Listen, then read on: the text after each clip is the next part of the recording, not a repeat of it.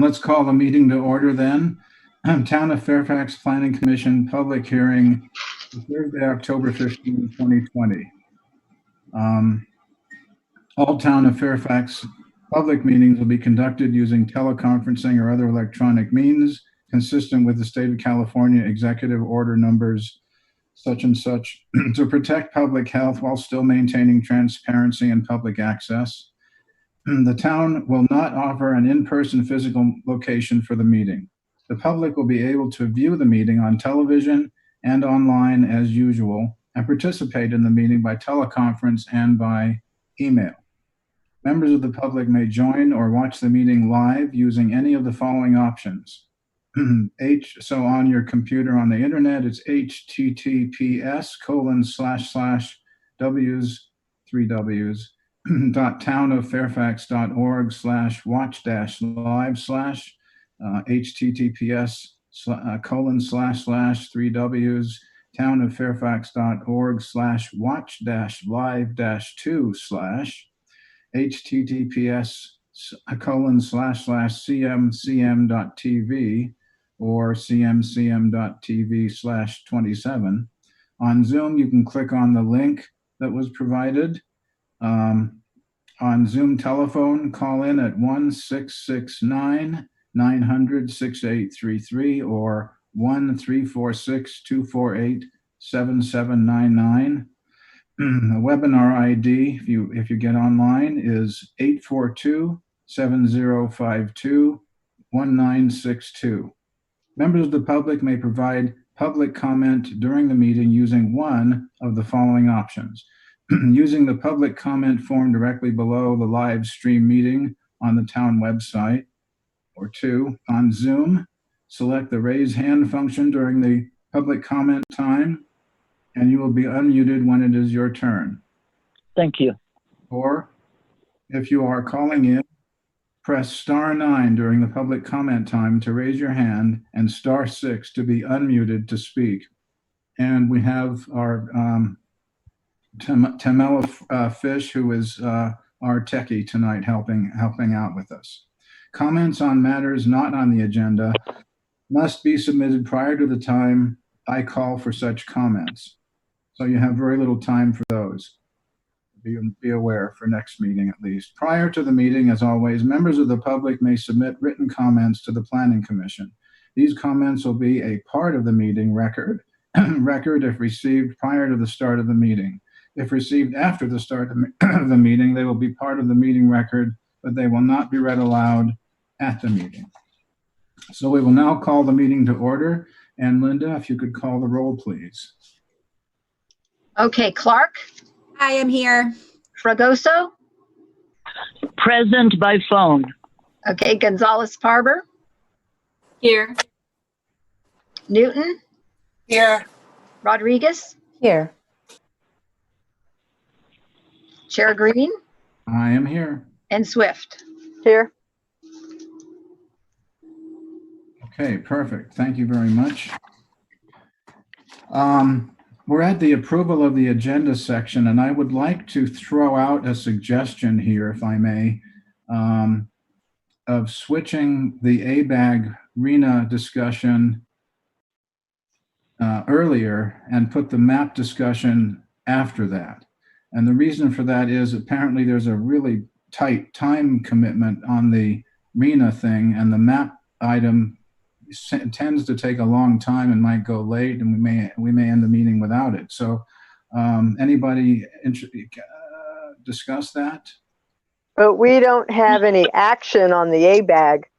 It's just a discussion, correct? I believe that's the case. Yes.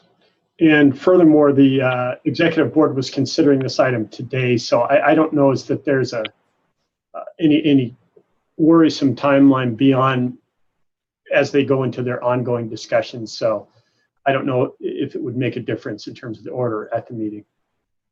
Through the chair. Yes. Through the chair, I would also prefer to swap those two items. That was going to be my request. I would rather hear the RENA item before the resources map, please. I can make a motion to that effect if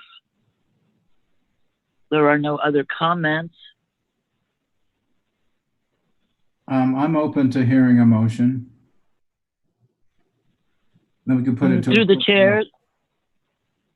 I'm sorry, was there a comment? we could then put it to a quick vote and be done with this idea. And move on. Yes, fine. I would like to move that we swap items 3 and 4 on the agenda to review the RENA report first. Is there a second? A second. Okay. So do we need to take a roll call vote here, Linda? I believe you do. So Clark, Yes. Fragoso, Yes. Gonzalez-Parber, Aye. Newton, Aye. Rodriguez, No. Swift, Aye. Chair Green. Aye. Motion passes. The ayes have it. Okay, thank you. So we'll bear that in mind as we go through the agenda. So the meeting protocol is the chair shall maintain order at the meetings in accordance with Robert's Rules of Order, and the commission has a responsibility to be a model of respectful behavior in order to encourage community participation and citizen input at commission meetings. The commission and the audience are expected to refrain from using profane language and or ridiculing the character or motive of commission members, staff, or members of the public, and to maintain the standards of tolerance and civility. So public comments on non-agenda items means anyone wishing to address the commission on matters not on the agenda, but within the jurisdiction of the commission, must do so by email in the manner described above, I described earlier. Please state the matter on which you wish to speak. Matters not appearing on the commission's agenda will not receive action at this meeting, but may be deferred to staff for a future meeting. Presentations will be limited to 3 minutes or as otherwise established by the commission chair. Persons are not required to give their name or address, but it's helpful for speakers to state their name for the record and whether or not they are a Fairfax resident in order so the secretary may identify them. Conduct. All interested persons are invited to participate in the public hearing. In order to give all interested persons an opportunity to be heard and to ensure the presentation of all points of view, members of the audience should limit the presentation to 3 minutes. Provide their comments by email as described above. State their view and concerns succinctly and submit any new comments to the planning staff first via email to be entered into the record. So we next move to the section on the consent calendar, but there are no consent items on the agenda. So we will move on to public hearing items, the first of which is 1620 Sir Francis Drake Boulevard, application number 20-9. Question. Yep. Did we have no public comments on non-agenda items? Is that why we went over that so quickly? Tamela needs to You're check. right. You're right. Let's go back to Tamela and see if we have any public comments on non-agenda items, or did anyone email anything in? I do see no hand raised, and just to remind the public, the raise hand function you'll find in your Zoom dialog box, and there are no hands raised at this time. Okay. Did we receive any emails? No. Mm-mm. Okay, so apparently there are no public comments on non-agenda items and no consent items either. So now we will move on to public hearing item number 1, 1620 Sir Francis Drake Boulevard, application number 20-9. Okay. At the August 20th, 2020 meeting, this project was originally considered, and it's to convert an existing commercial building, 2-story commercial building, into a duplex with an upper unit and a lower unit. At that meeting, the commission expressed support for the applicant's proposal to convert the building into a duplex. The commission cited the need for affordable housing near mass transit and the fact that the 2010-2020 Fairfax General Plan indicates that the zoning for the area where this property is located is supposed to be changed from highway commercial to central commercial, and that the central commercial zoning lists residential uses on the ground floor as a conditional use that can be approved by the Planning Commission.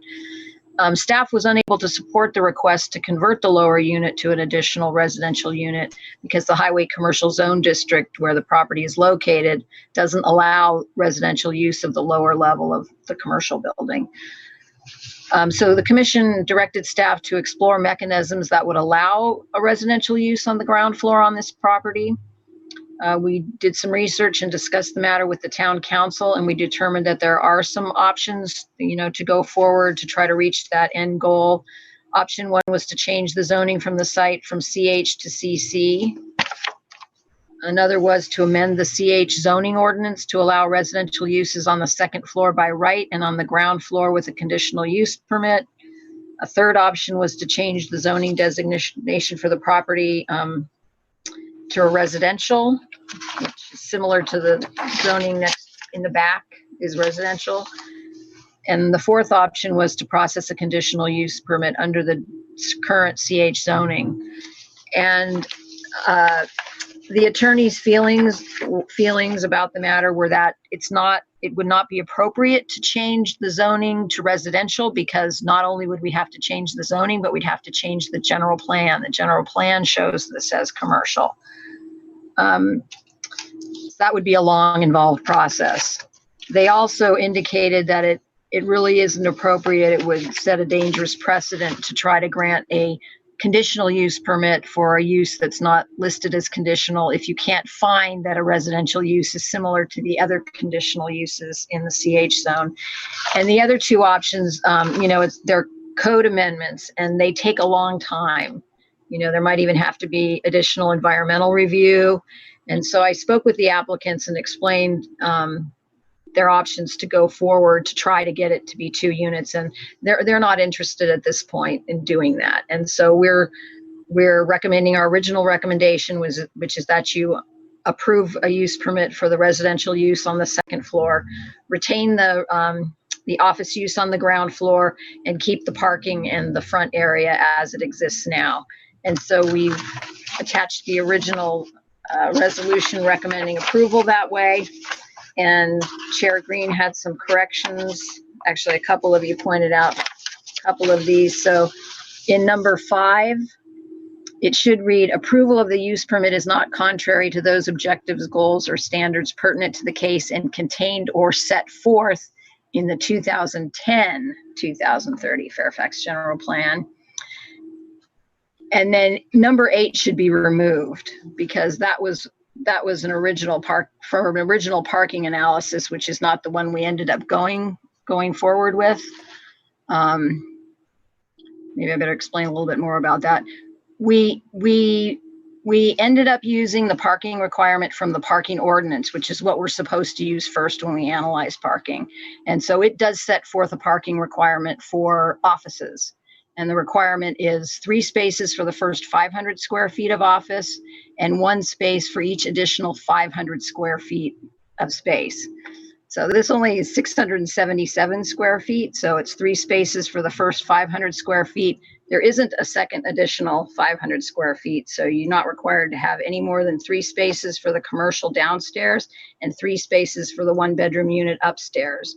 And the current parking lot provides those 6 spaces. So there's no longer a need for any kind of a parking variance, and since they're not converting both units to residential, we've removed the expanded yard area and the fence, so there's no need for a fence height variance or design review.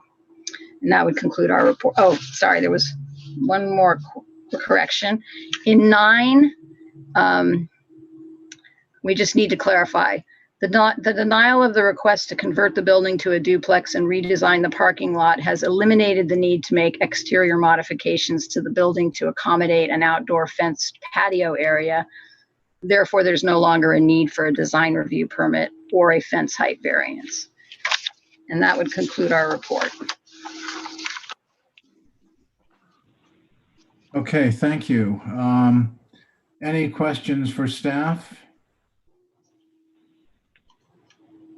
I just want to say thank you for this thoughtful, that you guys did this. We sent you with a job to do and you came back with an elegant solution. So thank you. I appreciate what you guys did. That's addressed to the owner? Staff and owner, like just to come up with this fix for the issue that we found. Right, I agree with you. Yeah, for sure. Through the chair. Mimi. Yes. I'm not sure who's first here. Amy. Norma, you should go because you're on the phone. Oh, okay. Thank you.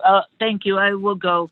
I just have a comment also that while I appreciate legal counsel's very thorough investigation into the options, I find them very fascinating, and we may have occasion to review those at a later date. I am, however, disappointed that we were not able to accommodate a well-established member of our business community in this respect, particularly given the dire need for moderate housing in our community. So I am disappointed at that, but I can certainly understand why the owners would not want to prolong this ordeal. Thank you. Okay. I had a question, but let me. Any other commissioner? Mimi was next, I think. Thank you. I was just curious on the same vein as Norma just spoke, whether staff had plans to consider sort of the longer term solution to the issue that we faced with this particular request, which is how do we as a town accommodate more housing in such a way that, you know, we have more flexibility with respect to these kinds of decisions. Have you guys thought about, you know, if we take the longer term approach, what a good solution and maybe something we can work towards would be with this issue? Because I felt very frustrated by the idea that we couldn't grant a conditional use permit for a duplex, even though it's in the downtown, given some of the language in our general plan about infill development and having, you know, development of residences near to transit hubs and things like that. So I was hoping you guys could comment on that. Well, I think the town should do what their general plan, you know, recommended them to do, which is to change the zoning to central commercial. And the town got really close to doing it once before. So I don't know if it's a public education thing. You know, we somehow need to re-educate the public that wasn't actively involved in the general plan to get them aware of why that recommendation was made in the first place. Yeah, I would also or say, potentially, you know, roll up our sleeves and have at that issue again, because we did a great deal of work in identifying all those different uses and trying to make sense out of what went in which area. And, you know, in many ways, I think what we heard from the public was a lot of the arbitrary distinctions don't make sense given the long-term uses of the land in our downtown. Mm-hmm. yeah, if I might interject, we will also be taking up a brief discussion of regional housing needs allocation methodology tonight, and beginning the discussion on housing in general and our housing element. And so be careful what you wish for. I think we will be doing a deep dive into all things housing for the next couple of years, likely. So that's coming. Thanks. Thank you. I think Commissioner Swift. Yeah, related back to that prior effort to change the zoning, it wasn't simply a change in the zoning, but there was also a lot of discussion about the types of businesses that could be within the zone and where those businesses, a lot of those businesses that are well respected businesses, well utilized businesses in this town would be conforming, non-conforming, or where even on a parcel they would sit. So it wasn't just a simple piece of doing the change in zoning. It was far more complex than that.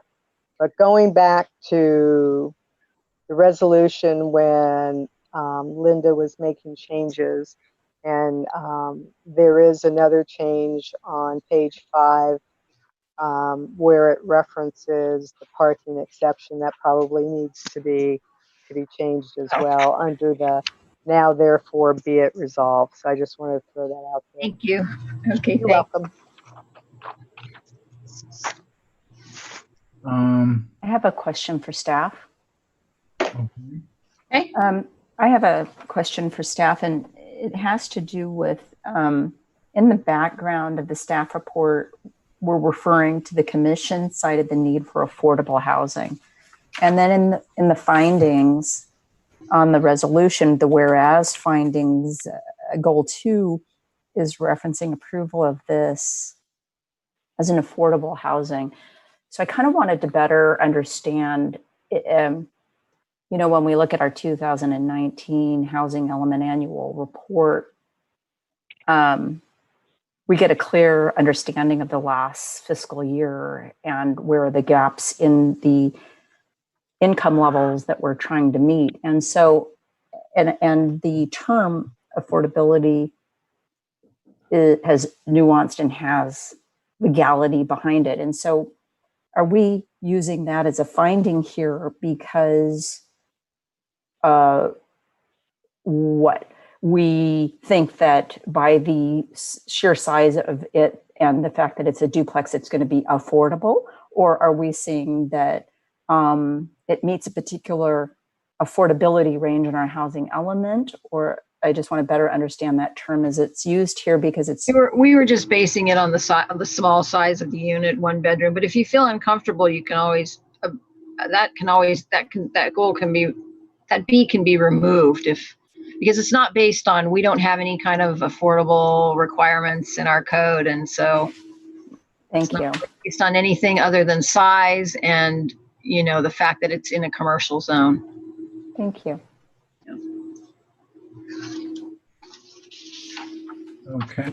Any other comments to staff before I have just to piggyback on what Michelle said, that was a really good catch. I think that is an important thing to think about because when I think about affordable housing, I think about it with a capital A and a capital H, and it's deed restricted housing that's offered, at a lower rent in exchange for tax credits from the government. And so it's its own thing.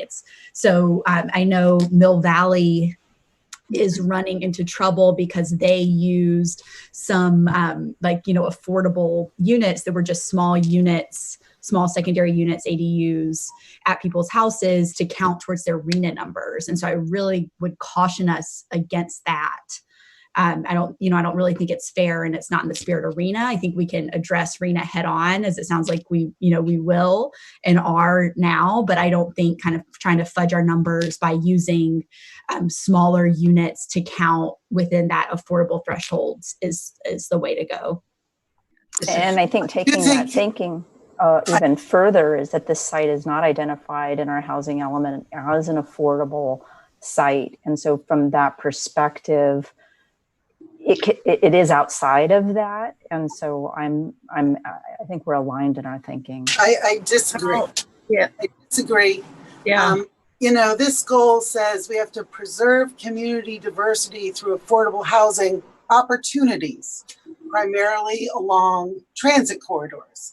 And I think what we're doing, which is approving a residence above the office, is providing an opportunity for a landlord to make this affordable to more people then might be able to rent a larger home in Fairfax. So I disagree that this is not us keeping in mind the goal of providing these affordable opportunities. Yeah, Yes. if I might comment. Through the chair. Agree with Mimi and the other comments, but since affordable housing opportunities is like a phrase, and we're not talking about capital A affordable, capital H housing, it's a general goal that we have. This B could come out if we want. It really wasn't mentioned in this project at all. Affordable housing really wasn't even a consideration. The consideration is the owner wants to sell the building and felt that he could get, I don't know, a better deal or something, or wanted to create more housing opportunity. Yes, but I don't think they had any affordable housing 50-year dedication type in mind, frankly. Through the chair, this is Norma. Okay. Can I speak now? Norma, I can't see anybody, so I have to just keep asking. Unfortunately, we can't see you, so go right ahead. Okie doke, thank you. When I referred to this opportunity, I didn't call it low income or affordable. I called it moderately affordable. And when we get into the RENA numbers, some of you may drop your jaw when you see the hundreds of units that we are required to provide at moderate income levels on top of the low and very low income numbers of housing units. So maybe we can save that discussion for this coming item as well. Thank you. And I just want to make sure everybody understands that this property is part of one of your housing sites that's identified in your housing element. It's that what you were trying to do was change it to central commercial where residential would be allowed by right on the second floor. So it is called out in your housing element as one of your opportunity sites, just so that's all. Thank you. I'm fine with leaving it in as is. Well, this is questions for staff section we're on here before we open it up to the owner. Well, I might also say that this is definitely at best small a, small h, possibly affordable housing, but there is a theory that says that as you build more housing, newer units will drive the price of existing units down. There's more supply. I've heard that mentioned by the head of ABAG, in fact, when I was questioning him about, with all the market rate housing, how's that going to solve our affordable housing crisis? So there's some of that, and Fairfax is careful to not include as affordable units that do not have the restriction, or certainly within the bounds of what we're allowed to by the housing laws. Okay, are there any more questions for staff on this? Okay, let's see, are we going to hear from the applicant or the owner? Should they bother? Is the applicant? I spoke with the applicant who indicated he wasn't Rich Rushton. He wasn't going to make a presentation, but he's available if you have any questions for him. And he is here and able to talk, Richard. Yes, I am here. Okay. The only question I had really, if I may, is you're happy then with having the second floor unit only for now because of the big, the big options that are huge and time consuming? He is. Exactly. Dream. It's Okay. a matter of time. It's a complex issue, and it's a matter of money, and it's a matter of our age. So we've decided just to go the easy route. Okay, I appreciate that. And that's something, by the way, we all might bear in mind when we talk about the RENA requirements a little later. Okay, is there any, so now we can open, are we done with Mr. Rushton? Anybody have any other questions for him? And then we can move on to the public. And are there any members of the public, Tamela, wishing to ask questions about or make comments on this property? And now would be the time to raise your hand if there is anybody who has a comment on this topic. And I do not see any hands raised. Okay. And I guess we have no email comments or anything? Nope. No, I just checked. All right. I'll send and receive just in case. Nope. Okay. All right. Thank you. Then the next step is to bring it back to the commission for comments and discussion, if there is any. Yes, Commissioner Newton. I mean, I don't really feel strongly one way or the other about whether we cite to the land use element of the general plan item LU8 or not. So I don't know if Michelle or Shelley feel strongly about that one way or the other, or any of the other commissioners do.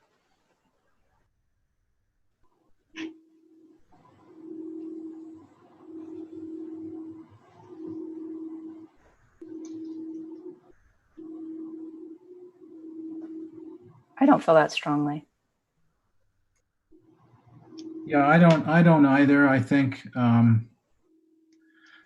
it could be left in or taken out. You know, I'm not sure if it would have any precedential value at all. I'm kind of like, let's leave goal LU8 in there, considering that we're creating a record here, and the state of California, you know, we can point to that record later if RENA becomes a problem and say, look, you know, we have this goal, we mentioned it even in this property, so we have it in mind, and so it could stay in as far as I'm concerned. And the other corrections that were made to the resolution. Any other comments? I agree with that. I think the word opportunities there is kind of the key to this, to leaving it in, because it's creating an opportunity, which is what I believe we're trying to do. Love your background, Esther. That's where I'd like to be too. Okay. Then do I hear a motion? May we entertain a motion?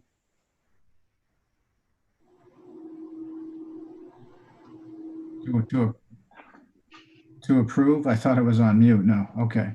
Anybody care to make a motion to approve or other motion? I'll go ahead and make that motion to approve resolution 2020-9 with the deletion of finding number 1B, deletion of under the, looks like the whereas's conditions, deletion of number 8, and under page 5, the therefore be it resolved, deletion of the fence height variance, I think the design review and the parking lot reference. Okay, actually, you know, I'm looking at number 9 there, the denial of the request to convert the building, et cetera. So are we actually, technically, are we denying the request for a design review permit and fence height variance, or is it being withdrawn or made moot because we're not going that direction? We're just doing the second floor. I think it's made moot. So I recommended that you change it to eliminating, okay. Let's see, the denial of the request to convert the building to a duplex and redesign the parking lot has eliminated the requirement for design review, a parking variance, and a fence height variance. But Linda, isn't it true that the plans currently show those requested items? Yeah, but we included when we cite in the beginning, when we actually list all the plans, I thought we said in that section, we say with the elimination of the expanded landscape area and the fence, and retention of the parking area the way it's shown on the existing site plan. Yeah, my concern though is that the project as documented by the plans is for those So items. the planning director is recommending that it stay the way it is, denying. Correct. Okay, Yeah. there you go. Okay, that's fine. It's a friendly denial because the applicant's already indicated that, you know, he concedes to those changes in the project, but to make the record clear what we have before us and what we're acting on. Okay, great. And so just for clarification on my motion, there is no change to my motion. Is that correct? Right, no change to your motion. Well, one suggested modification to paragraph 5 on page 2 to the reference to the 2010 to 2030 general plan, right?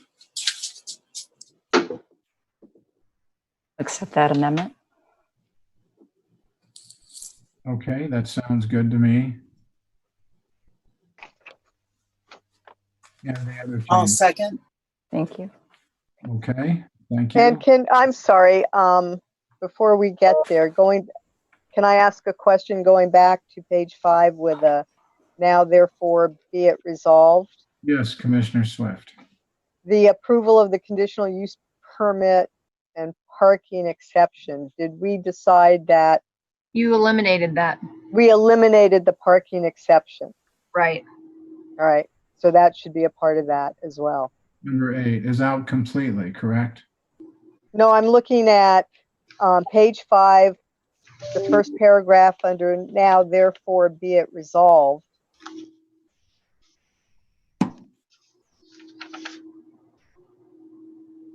That we were deleting the parking exception. Yes, the words and parking exception, I guess, right.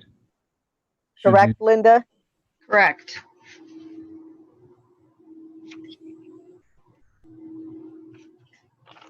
I'll second with those changes. Okay, Linda, I guess we'll take a roll call vote then. Okay, Clark, Aye. Fregoso, Aye. Gonzalez-Parber, Aye. Newton, Aye. Rodriguez, Aye. Swift, Aye. Chair Green.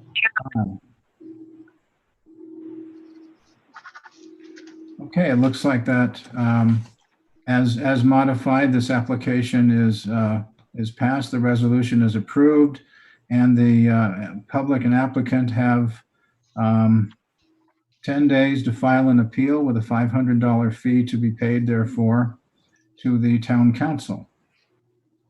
Okay, very good. Congratulations, and I hope everything works out for you. Okay, we'll move on to the second public hearing item, number 2, 5 Woodland Road, application number 20-11. Okay, the project consists of the following: construction of a new 3-story, 28.5 foot tall, 2,588 square foot single-family residence on the upper, second, and third floors, and a 584 square foot accessory dwelling unit on the first floor. Applications were submitted for a hill area residential development permit, design review permit, excavation permit, encroachment permit, and tree removal permits, as well as a retaining wall height variance. The residence complies with all the requirements and regulations set forth in the residential single-family home district, single-family zone district. The garage and the house have been located at the front of the site, with the garage adjacent to Woodland Road and the house set roughly 4 feet further up the hillside and accessed by an at-grade stairway. A small, approximately 295 square foot front patio provides a small level outdoor area for the residents and provides access to the front stairway to the lower level accessory dwelling unit. No large areas are proposed for excavation to create large yard areas, so it's a pretty modest proposal. The town engineer has reviewed the entire body of information and all the technical reports, hydrology report, the geotechnical report, the drainage and erosion control plans, and they have determined that the project has been designed to provide a safe means of ingress and egress at the hillside location, minimize water runoff and soils erosion during and after construction, prevent loss of life, reduce injuries and property damage, and minimize economic dislocations from geologic hazards as it is currently designed. So the tallest retaining walls are proposed along the driveway and at the rear of the house, and both of those retaining wall areas are at the minimum height they need to be to provide the retention that needs to be created in order to get the driveway at the right slope and elevation to provide access to the parking. And at the rear of the house, it's to create an area to get in the back and maintain the property and to put in the foundation system. And due to the way the site slopes up immediately from the edge of Woodland Road, they are going, and the location of the property line set back from the edge of the paved road, there is an area of the public right-of-way, which is pretty typical for hillside development in Fairfax, where they are going to have some improvements in the public roadway easement. It's basically the driveway and the beginning of the retaining walls to create the driveway access to the garage, and their entry stairway. A portion of it will be located in the public right-of-way, and it's been designed so that the encroachment is the minimum necessary. And so we're supporting that request for an encroachment permit. With regards to the design review permit, the house and the resulting floor area ratio are similar to the size of other homes on similar sized lots with similar slopes. The house has been designed to be in scale with the site and is similar in size to others. I already said that. Other structures, 32 and 100 Woodland Road, 127 and 178 Laurel, and 51 Oak Road are other properties that are of a similar size on similar slopes. The facade of the three-story structure has been articulated by stepping portions of it back from the major portion of the house. The colors chosen for the structure are dark, and most of the facade is dark, and it will minimize the visual impacts of the building. We reviewed the lighting and landscaping plan, and we don't have any issues with the location of the lighting, but we are a little concerned that the fixtures chosen do not appear to be dark sky compliant, and so we've included a condition that a lighting plan be submitted with the building permit application subject to planning department review that will verify that all the light fixtures used on the exterior of the building will be dark sky compliant. With regards to the tree removal permit, I will make it brief and just say that the tree permit application listed a specific number of trees. The agenda for the tree committee meeting listed a different number of trees. And when I went through and counted the trees shown for removal, I got a different number than were covered in the tree committee's recommendation. So that being said, I contacted the fire department, and they clarified for me that they really, within 30 feet of the building, they want trees to have a certain distance between the crowns. And with each degree increase, with each 10 degree increase in slope, did I say here, you have to add 5 feet to the separation. So staff's checking of the approved vegetative management plan proved to me that I believe that what the fire department approved is probably necessary, and so we're recommending that you approve all the trees. What the tree committee did is they had issues. Not all the trees were marked. The applicant wasn't present because of a noticing issue. They weren't aware of the meeting, and so they approved the removal of the trees within the footprint of the structures, but they recommended denial of any of the trees that are outside the building footprints, the construction footprint. But they just make a recommendation to you, and the final decision is up to you. We were a little concerned that tree permit actually went to the tree committee without an arborist report, because usually new construction is the tree recommendation application is supported by an arborist report, where the arborist analyzes each tree and makes an educated recommendation for either removal or trimming up, or limbing.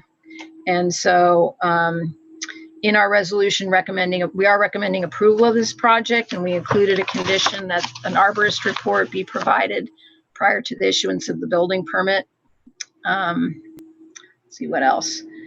The property is within a 1/4 mile of a known northern spotted owl nesting site, and therefore we added a condition that prior to the issuance of the building permit, the applicant shall provide a biologist report, and they actually submitted it this afternoon. So we do have that now. So we intend to recommend approval of the project, and we've attached a resolution recommending that. But we discovered, when did we discover that? Was that yesterday or today? That the story poles didn't get erected. And so you really can't take action tonight. So tonight's recommendation is that you continue it until your November meeting to give the applicants time to get the story poles up. It will also give time for them to address any concerns that you might have, any questions that you might have. It'll give them a chance to hear from any neighbors that might have some questions or suggestions. So we recommend that you hold the public hearing, but then you continue it to your November meeting. Okay, is that the full staff report? Yep. Thank you, Linda. Interesting that we might continue this, but let's see if we have any questions from the Planning Commission for staff on the project in any case. Yes, Cindy Swift. I have one question, then I'll have comments later when it comes back. Page 5, under the retaining wall height variance, I just wanted to clarify because it talks about the retaining walls proposed along the driveway, where the range in height from 1 foot to 11.5 inches in height. Was that supposed to be 11.5 feet in height? Yes, it is. And I marked it on the report and forgot to make that correction. So thanks for reminding me. I thought that was a rather short fence. Okay. There was one other correction too, because at one point I referred to Woodland Avenue a little further down on the same page, and it's Woodland Road, right? Yeah. Yeah. So I'll make that correction too. I have a question of staff. Yes. Just 2 questions. One has to do with the Miller Pacific report, and the other has to do with the Atla report. In the Miller Pacific report, it talks about the grate apparently, and this is page 3 of that report, the grate apparently feeds 2 small flex lines which run around the west side of the residence at 225 Laurel Drive, where they disperse on a slope below that house. And then on page 3 of the Miller Pacific report, it says secure an easement across 225 Laurel Drive to allow conveyance of runoff through the pipe and across their property and discharge. Have any of the neighbors talked about this up to this point? That's question 1. No, and let me explain a little bit further, because Miller Pacific spoke with the engineers, and we've actually talked to Public Works, and that intake area, it existed, and it really has nothing to do with this property. And so one of the downhill neighbors put in this flex line. Okay, they immediately downhill, and they shot the drainage coming from like the road and the natural drainage that came off of 5 Woodland, right? Anything collected from uphill in the road, and they pushed it onto their neighbor on Pine Drive's property. So it's a civil drainage matter between those 2 downhill property owners. And the way these applicants dealt with it is by making sure that they kept all their drainage on their property and released it in the same amount and the same speed that was coming down the hill before the downhill neighbors did this whole diversion thing that they've done. So, how does that affect the drainage plan we're looking at, the review that the town third party and this primary recommendations? well, it doesn't, because I thought I included the email from Michael Jewett. So you had his report where he still had some concerns, and then you should have the email that says, as long as the drainage is kept on the property, and it now is on the property. Okay, thank you. So they've addressed it, yeah. Then the second question is on the Via Atler report, which is the stormwater control plan. And on page 4, the drainage is based upon certain drainage areas, but those areas are smaller than the areas that we're looking at on this plan. And so I think you should direct that to so I give the reports to our engineers. They've reviewed it. They're satisfied. But if you start asking engineering questions, you might ask when the applicant okay, thank you. present, whether their engineer is present that can answer that question. Otherwise, since it's being continued, if you have a question for the town engineer, I can ask it of the town engineer between now and November. Yeah, that's a good idea. Thank you. Okay, so your question is, you're wondering if the analysis was really of a large enough area? Yeah, that's right, because these totals are smaller than the totals on this plan set in front of us. So then, as long as he's comfortable or she's comfortable with it, that's fine. Thanks. Okay, any other questions for staff? Okay, I had one regarding this drainage system that will include 17 storm drain cleanouts and maintenance that will require, and I think this is a great idea, require a recording at the recorder's office to alert future owners of their responsibility to maintain this system. So the question really is, what is contemplated what is this maintenance we're looking at? How heavy is it? I mean, what would it entail? So, I would have to go back and read some of the other maintenance agreements that we've recorded to find out like how often I think it's at least annually, you're supposed to go in and clear them out and make sure that everything is clear. But I think we leave that up to our engineers to review that proposed drainage easement language. It's probably a little bit different for each site because every site is unique. Right. So for this site, the idea, I mean, I don't think I haven't seen something like this quite like this before.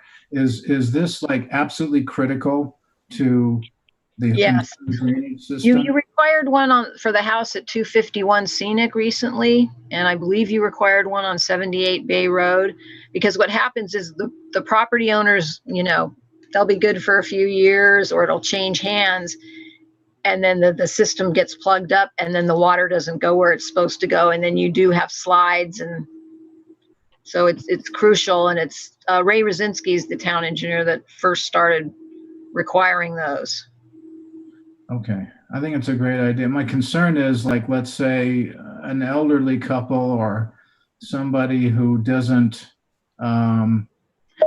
maybe as savvy or doesn't pay any attention. Is there any way other than just recording something that there be sort of a plan that must go, so the town, if there's a sale of this property, can the town have something that they can give the future owner that makes sure they understand it, over and above the recorder's office? Because realtors, well, I don't, I'm do that thorough. I can't, you can put something in the file here, but with things being sent to the cloud, I think the safest way is to have it attached to the title, and that's that way it gets found during the property sale. Yes, that has to be done. I agree. But the question really is there another way? Is there like a fail-safe process we can go through to make sure that future owners will maintain this as needed? Ben, I don't know of anything. I mean, we do a resale report, and if the records are available to the staff person that's doing the resale, they can probably point it out. But at this point, we have files saved in 4 different systems, and I'm not going to be here forever. I can't guarantee that the filing systems here are going to make it easy for a staff person to find something like that. Okay. Yeah, I would say that the idea has merit. Certainly, maintenance of our drainage ways is critical to their functioning properly. The challenge is just the resources that you would have to do it. I'm familiar, just as a roughly analogous example, out in Stinson Beach, they have a lot of teeny tiny lots that are on septic systems, but they have a really good sewer district over there, and they monitor those annually. So they have an entity whose job it is to monitor that, and they collect fees, etc. And ultimately, that might be something to consider. I'm not aware of anybody doing that though. So it really is kind of the purchasers are aware of that initially. Hopefully, they take that responsibility seriously, and it would be very difficult for the town to. Okay. Yeah, I don't know how you do it. All right. Thank you. Any other questions for staff? Okay. Yeah, I actually have a question. Did we receive material sample, palette or anything? That's a good question. Yeah. You mean in your folded up plans? I thought you had a copy, but I also tried to include it in your staff report. Maybe it didn't come through as color. I was looking through it and I couldn't find anything. So I do have some renderings that kind of show the general idea, but I was just wondering if what about the rest of the commission? Did you have an 8.5 by 11 folded up with your plans that showed the colors and materials? I see yes. nodding her head. Yes. I don't know. The trouble is with It's like a blue building. printing these things, your coloring is going to be off. There's no way of getting a printer to print, how you want it. So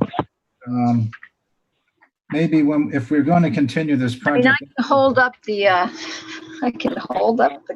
was going to suggest perhaps if we're continuing to ask the owner to bring in some physical evidence, although it may not even show through the Zoom that well.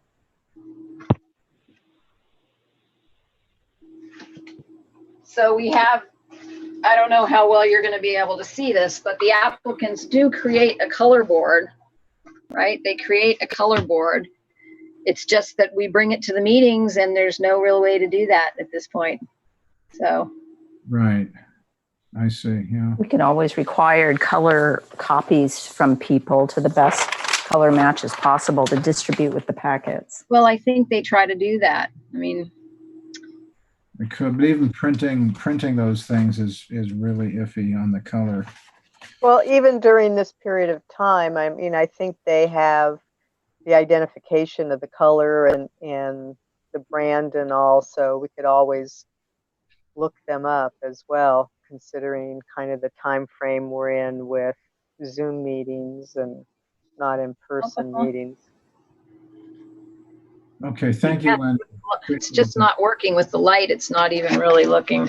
So the blue, it's kind of a grayish blue. It's not as blue as it looks in your. It's more of a grayish blue. But the front page of the design does have color in the large plans that appears to be that sort of dark grayish blue. Yeah, that is a close, yes, that you're correct, Mimi. Relationship between the materials. So looking up the individual colors and materials doesn't really, I don't think it works, in concept. I know that, it's gotten pretty easy to take a photograph. You can put together basically what you have here, Linda. It's just Just what? So if the commission wants to request some specific format from now on, we can do that. Even if the colors are not 100% accurate, I think gives a better understanding of the relationship between materials. I didn't hear. It's You were cut off in the middle of your sentence. So what are you asking us to get from people? So I'm just saying that since we're going to continue this, I think the applicant has an opportunity to submit, a color photograph of the sample board, just so that we understand the relationship of the materials and the colors to each other. Okay, great. I'll put that under action. Okay. Yeah, I think in 8.5 by 11, I think would suffice. You're talking about an actual photograph, like a glossy. Yeah, you could have like a glossy, semi-glossy 8.5 by 11 of the actual color board. And even if it's not 100% accurate, it does give you, an idea of the concept, the design concept for the palette. So in your staff reports, I included the color board, and that was from a photograph that I took with the town camera. But I have a black and white in front of me in my staff report, so I don't know how it ended up coming out for you guys. It's on page 8 of everybody's staff report. Yeah, mine is in black and white. Black and white. Yeah, okay. It's black and white. Yeah. Okay, but that was the problem. The copying didn't get done, and copying might have changed the photographic color. Okay, so I understand what you're asking for. We'll ask the applicants to provide that. Okay, thank you. Or maybe another way at getting at the color would be if they could take a good photograph of it under the sunlight, because it's an outdoor project, and then send it around perhaps as a JPEG or something. Then we would see it. Then we don't have to worry about a printer changing the color in the paper photograph. So that's maybe another idea, which also might be less expensive for the applicant. I'm taking notes. Okay, so the other idea I threw out there is, yeah, I heard the JPEG around, take a photograph and send it to you electronically. Rather than in a room or something where it taints the color. Every light changes your color. So right. If it's in the sunlight, a good photograph in sunlight without reflection, maybe even semi-shade or something, but outdoors, and then circulate that might be the best thing. We'll suggest both and ask them to use, to play around with it and get the best representation. So they're watching, so they're hearing your comments. Oh, good. Okay, so that might be an idea. So are we going to have any more comments for staff, or questions for staff, or are we going to at this point entertain a motion to continue? Well, we haven't heard from the public, correct?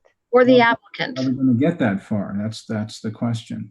So my recommendation was that you let the applicants make a presentation and see if there's any members of the public that have comments, because then if there are concerns, then the applicant will have a month to try to address them. Great idea. Let's do that. So applicant Jeff Crute is here. Who's here for the applicant? I believe Jeff Crute's here, and both Chris and Lindsay are here, the owners. Okay, so I'm going to open the meeting to comments from the applicants and questions from this Planning Commission for the applicants.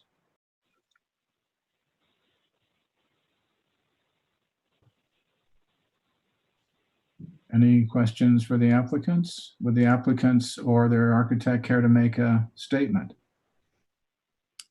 Jeff, we can't hear you. Are you muted? I don't know. How about now? Now we can hear you. Okay, yeah. I just, you keep pushing enough buttons and things sometimes happen on computers. Thank you.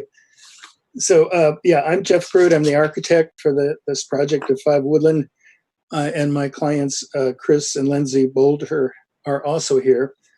I wanted to give you a little overview, and then there were several items that I wanted to respond to from the staff report.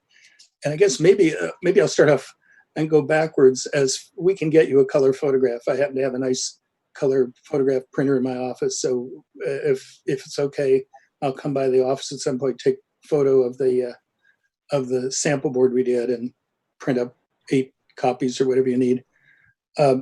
Anyhow, an overview of the design is that this project, the site is about 24,000 square feet. It's large, but there are constraints on this site. It's a moderate upslope, but there's a steep upslope on Woodland Road along the frontage. There's also one neighbor's home along to the east of the property, and which is located next door and a little above where we propose to build a house. We chose to build at the bottom of the site for several reasons. One is this location would minimize the disruption of the site, reduce the amount of excavation and site disturbance. We're trying to leave the site as natural as possible.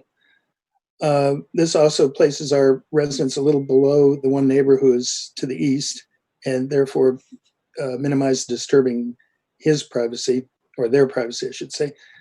Although we are building just off Woodland Road, this is the challenge.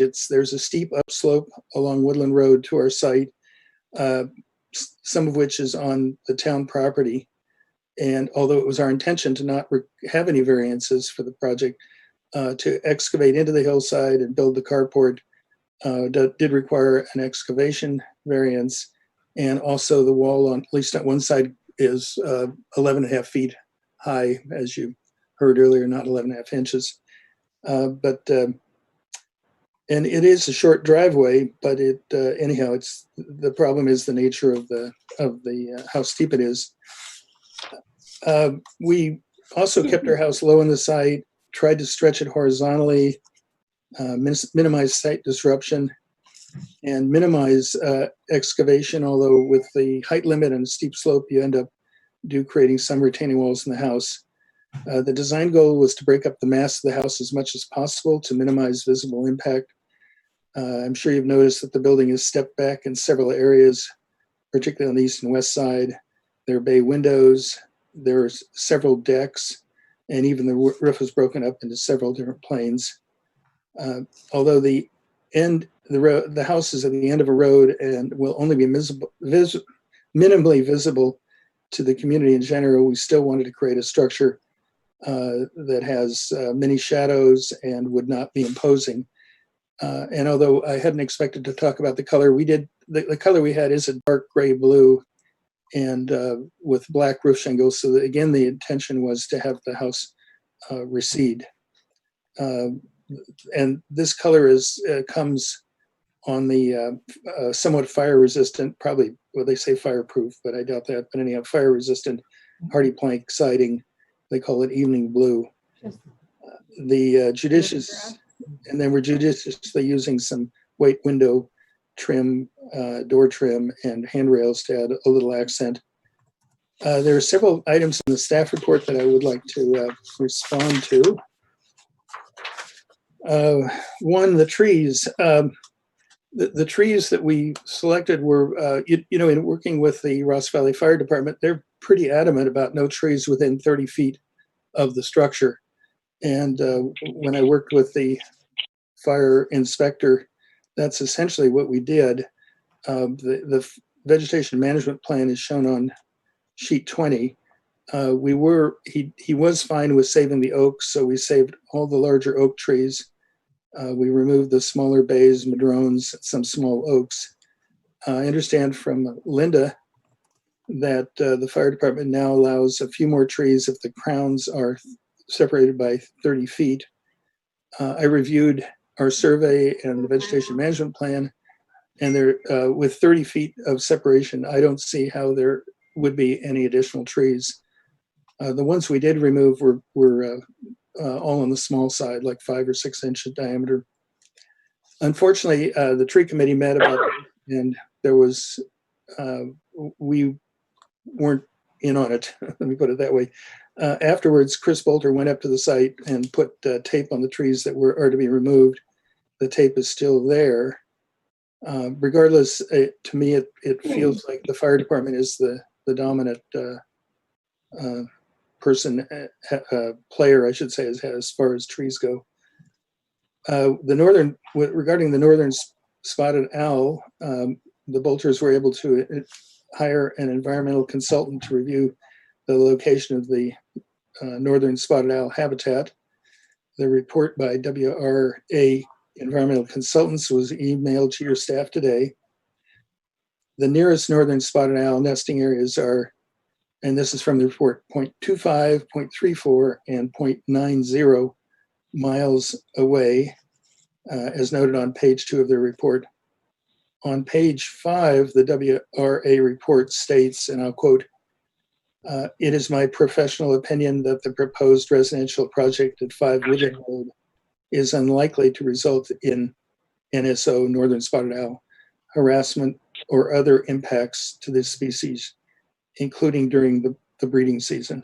End of quote. As far as the story poles go, also, our apologies for not getting the story poles up. In our defense, it's complicated getting one of these projects ready for the commission. It usually goes back and forth several times between the architect and the planner, our geotechnical engineer, the civil engineer, the town's engineer, and so forth. We were surprised when on short notice we were told that our project would be heard this evening.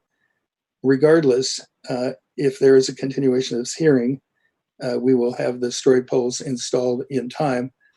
Although as I listen to the meeting, I'm not at, you'll use your judgment, I know, but there's only the one house next door, and my understanding is that person does support the project. So I'm not sure who else would be looking at the story pole. You've been up to the site, and it's really at the end of a road where the road becomes dirt. The arborist report, please note that our landscape architect, Rosanne Del Ballo, included notes on her landscape plan, sheet 19 in the plan set. The notes cover the protection of trees during construction. There is also a drawing titled Tree Protection Detail that shows just how to protect the trees. And this is the information that is usually the significant part of an arborist report. You may decide we need to have an arborist report, but there is some information there. And then there was some discussion of drainage earlier in your discussion. And I just want to say there's a very thorough drainage design by Vladioka, our civil engineer. I think what page C3, I think I could look that up. But I was looking at it when you were having that discussion. And there are bioretention areas and drainage lines all over, around, above, below, and around the house and garage. So it looks very thorough, but if there are specific questions, we can have Mr. Aoka answer them for you. That's basically what I want to say. Chris and Lindsay Bolcher are also on this Zoom hearing, and I think they have something that they'd like to add to the presentation. And of course, we'll be available for your questions. Thank you. Okay, thank you. Yes, we'd love to hear from the Bolters if they would like to make some comment. Hi, we didn't have too much to add. We just wanted to introduce ourselves. We've been Fairfax residents for 5 years. We have our son in preschool here and another one on the way. And we just sort of fell in love with this lot. Sort of hard, affording a home rent or buy for a 4-person home, so a 3-bedroom home. But Chris is a general contractor, so it's easier for us, I think, to build from scratch, and has always been a dream of ours.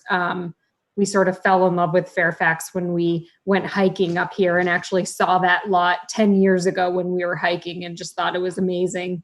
So it was fortuitous that we found it again. And we also, when they sold us that lot, they sold us the lot to the west of it, which is almost as big.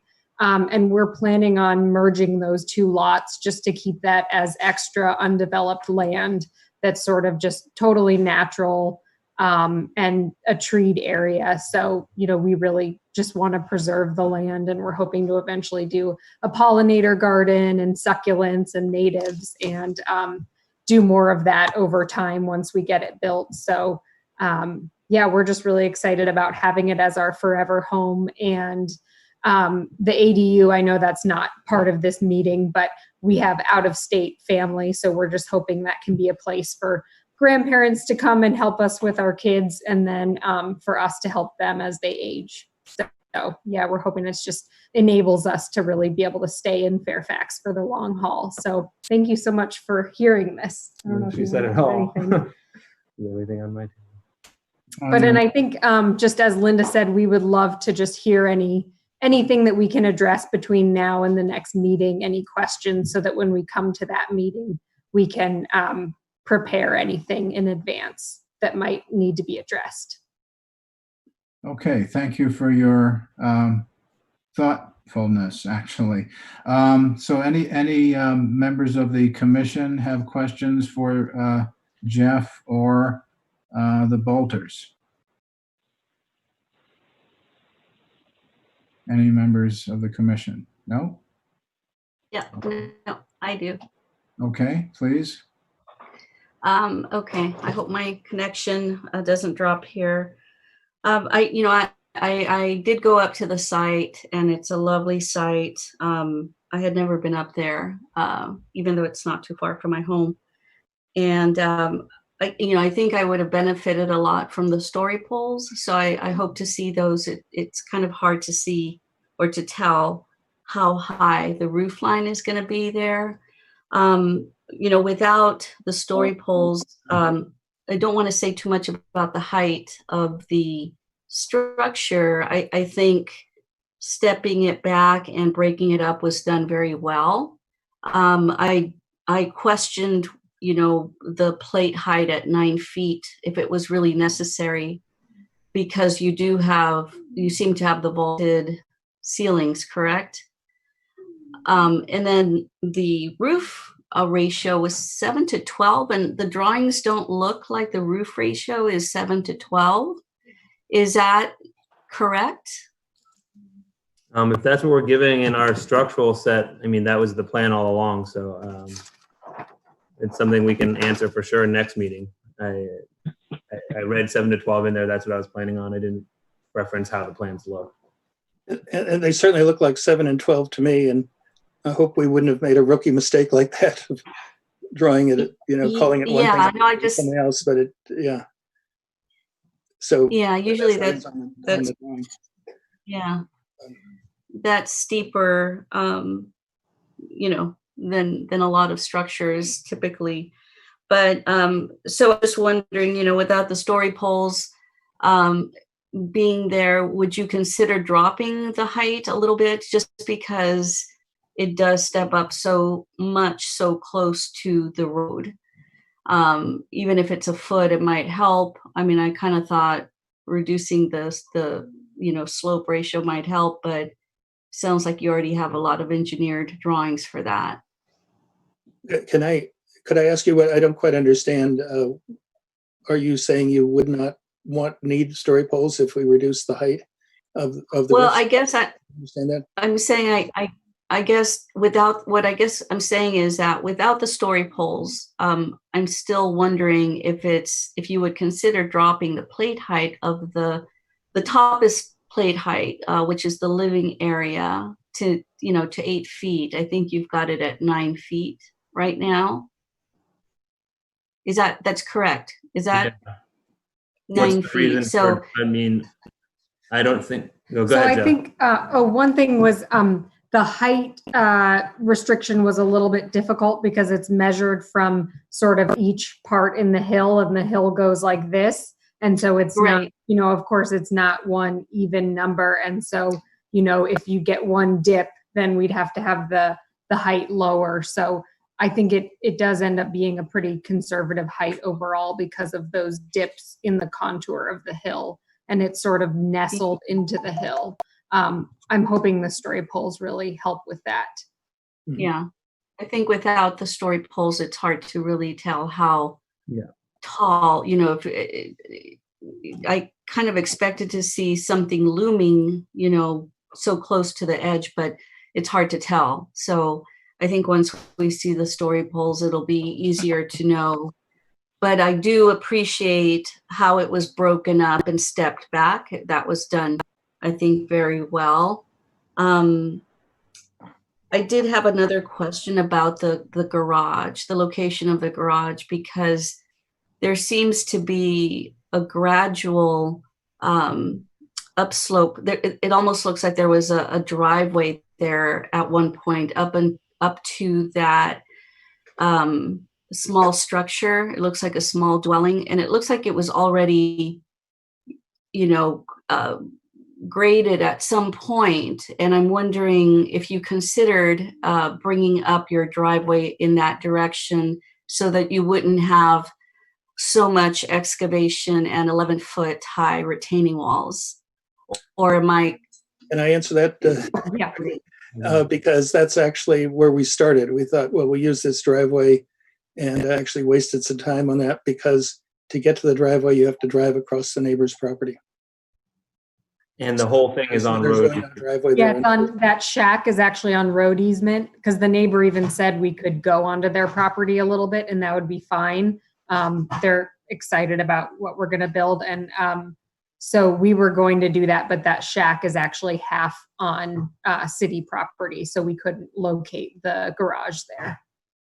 Okay, so the driveway couldn't It would have been softly right in the slope road. up. Yeah. Yeah, so what we did is we went from the highest part of the street in front to minimize the excavation and retaining walls. Mhm. So if, Right. if the garage were a little bit to the left of where it is, every couple of feet everything gets a foot higher, so that Yeah. it drops downhill. So this is actually the least disruptive spot on that. Okay. Yeah. Okay. Another question regarding the garage. From the plans, I see that you have a new deck on top of the garage, but I couldn't quite understand how you get to the top of that deck or the garage deck. Is that There's a accessible? patio beneath the house that's actually connects to that deck. So when we had, we were going to put a roof on the garage, and we looked at it and realized it was the same level as the patio. And so we decided to turn it into a roof deck, so we can kind of spill out onto that from the patio. Okay. So there's a kind of a windy stairway that goes from Woodland Road up to the patio, and then this is to the right side of the patio. So it's the same height as the patio. Okay. And the last question, just because, and maybe this is more to staff, just because it is at the end of the road there, it seems like there's another residence opposite side, and then it goes off parking spots, and it looks, it says that my internet is unstable. Can you hear me? We lost you for a minute there. Yeah, okay. Something So about I was just,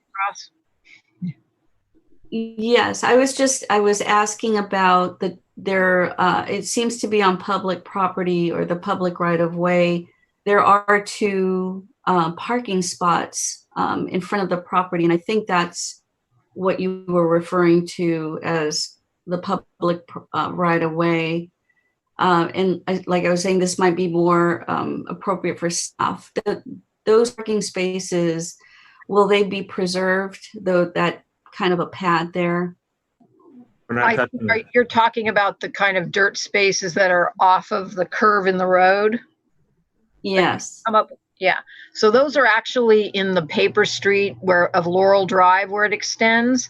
And the owners don't have any intention of blocking that off. They'd have to get an encroachment from you in order to, because that's public right of way easement.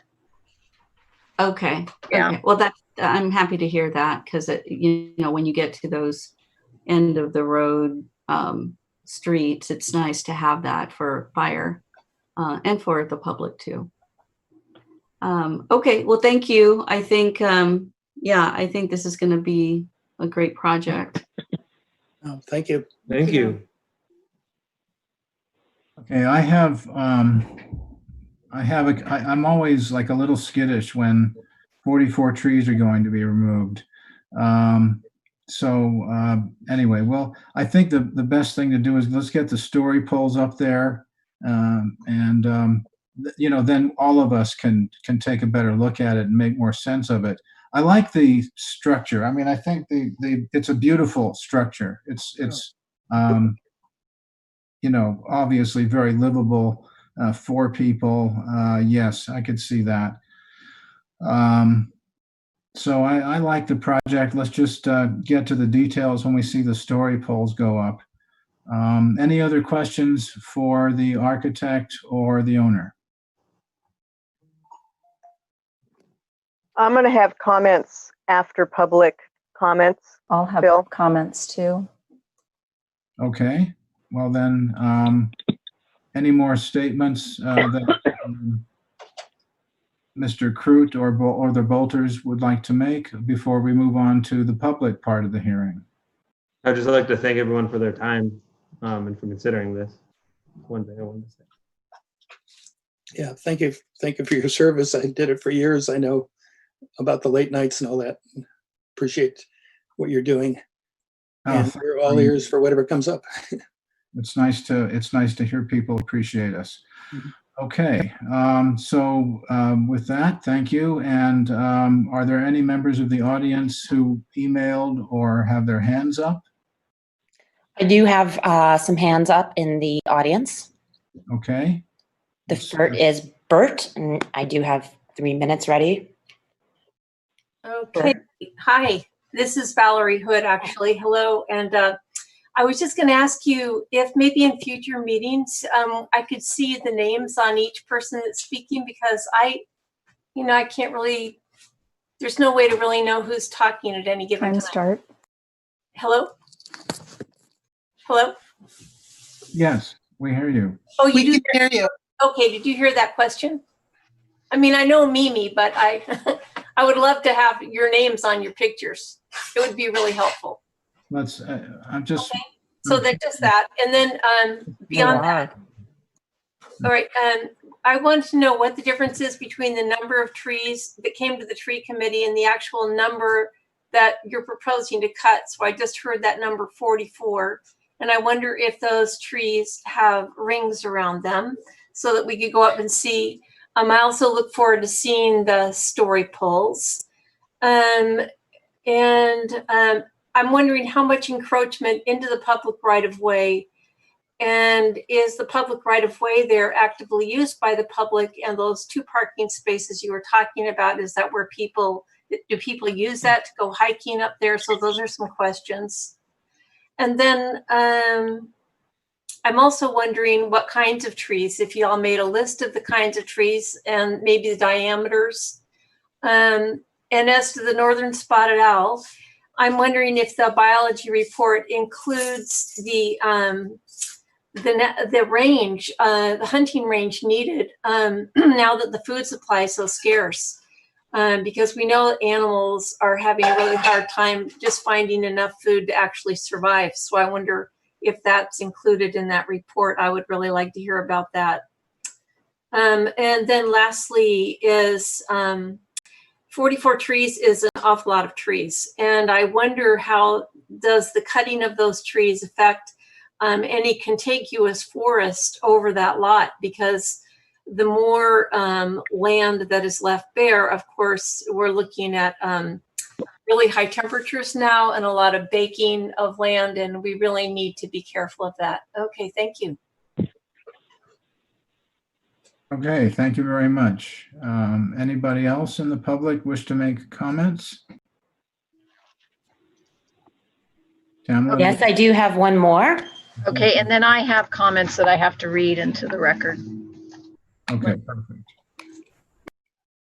So who's next? The next public person. Pamela, can you hear us? Yes, I can. Hi. Hi. Hello.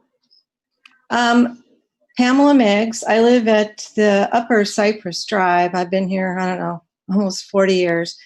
I am the past chair of the Planning Commission. I was on there about 10 years. So my concern, I've got a couple.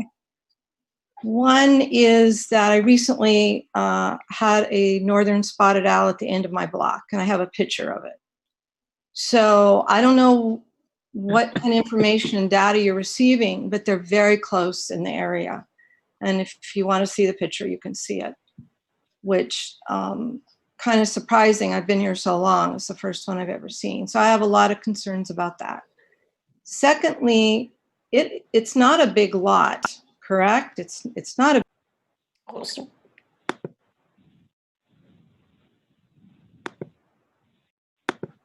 Did we lose? Yeah, I'm back, I guess. Yes. Okay. So did you hear my thing about the owl? Yes. Okay. So my second concern, it's a small lot from what I've walked by there for all these years. I don't understand why you would want to cut down so many trees unless it's just for the structure and the footprint. But I would be very careful about erosion and sliding. And I'm sure you will do all the geological testing, I would assume. But to me, if you strip out that lot with that many trees cut, it will not fit into the character of the neighborhood, is the way I look at it. So anyway, those are my two concerns. Thanks, Pam. Thank you.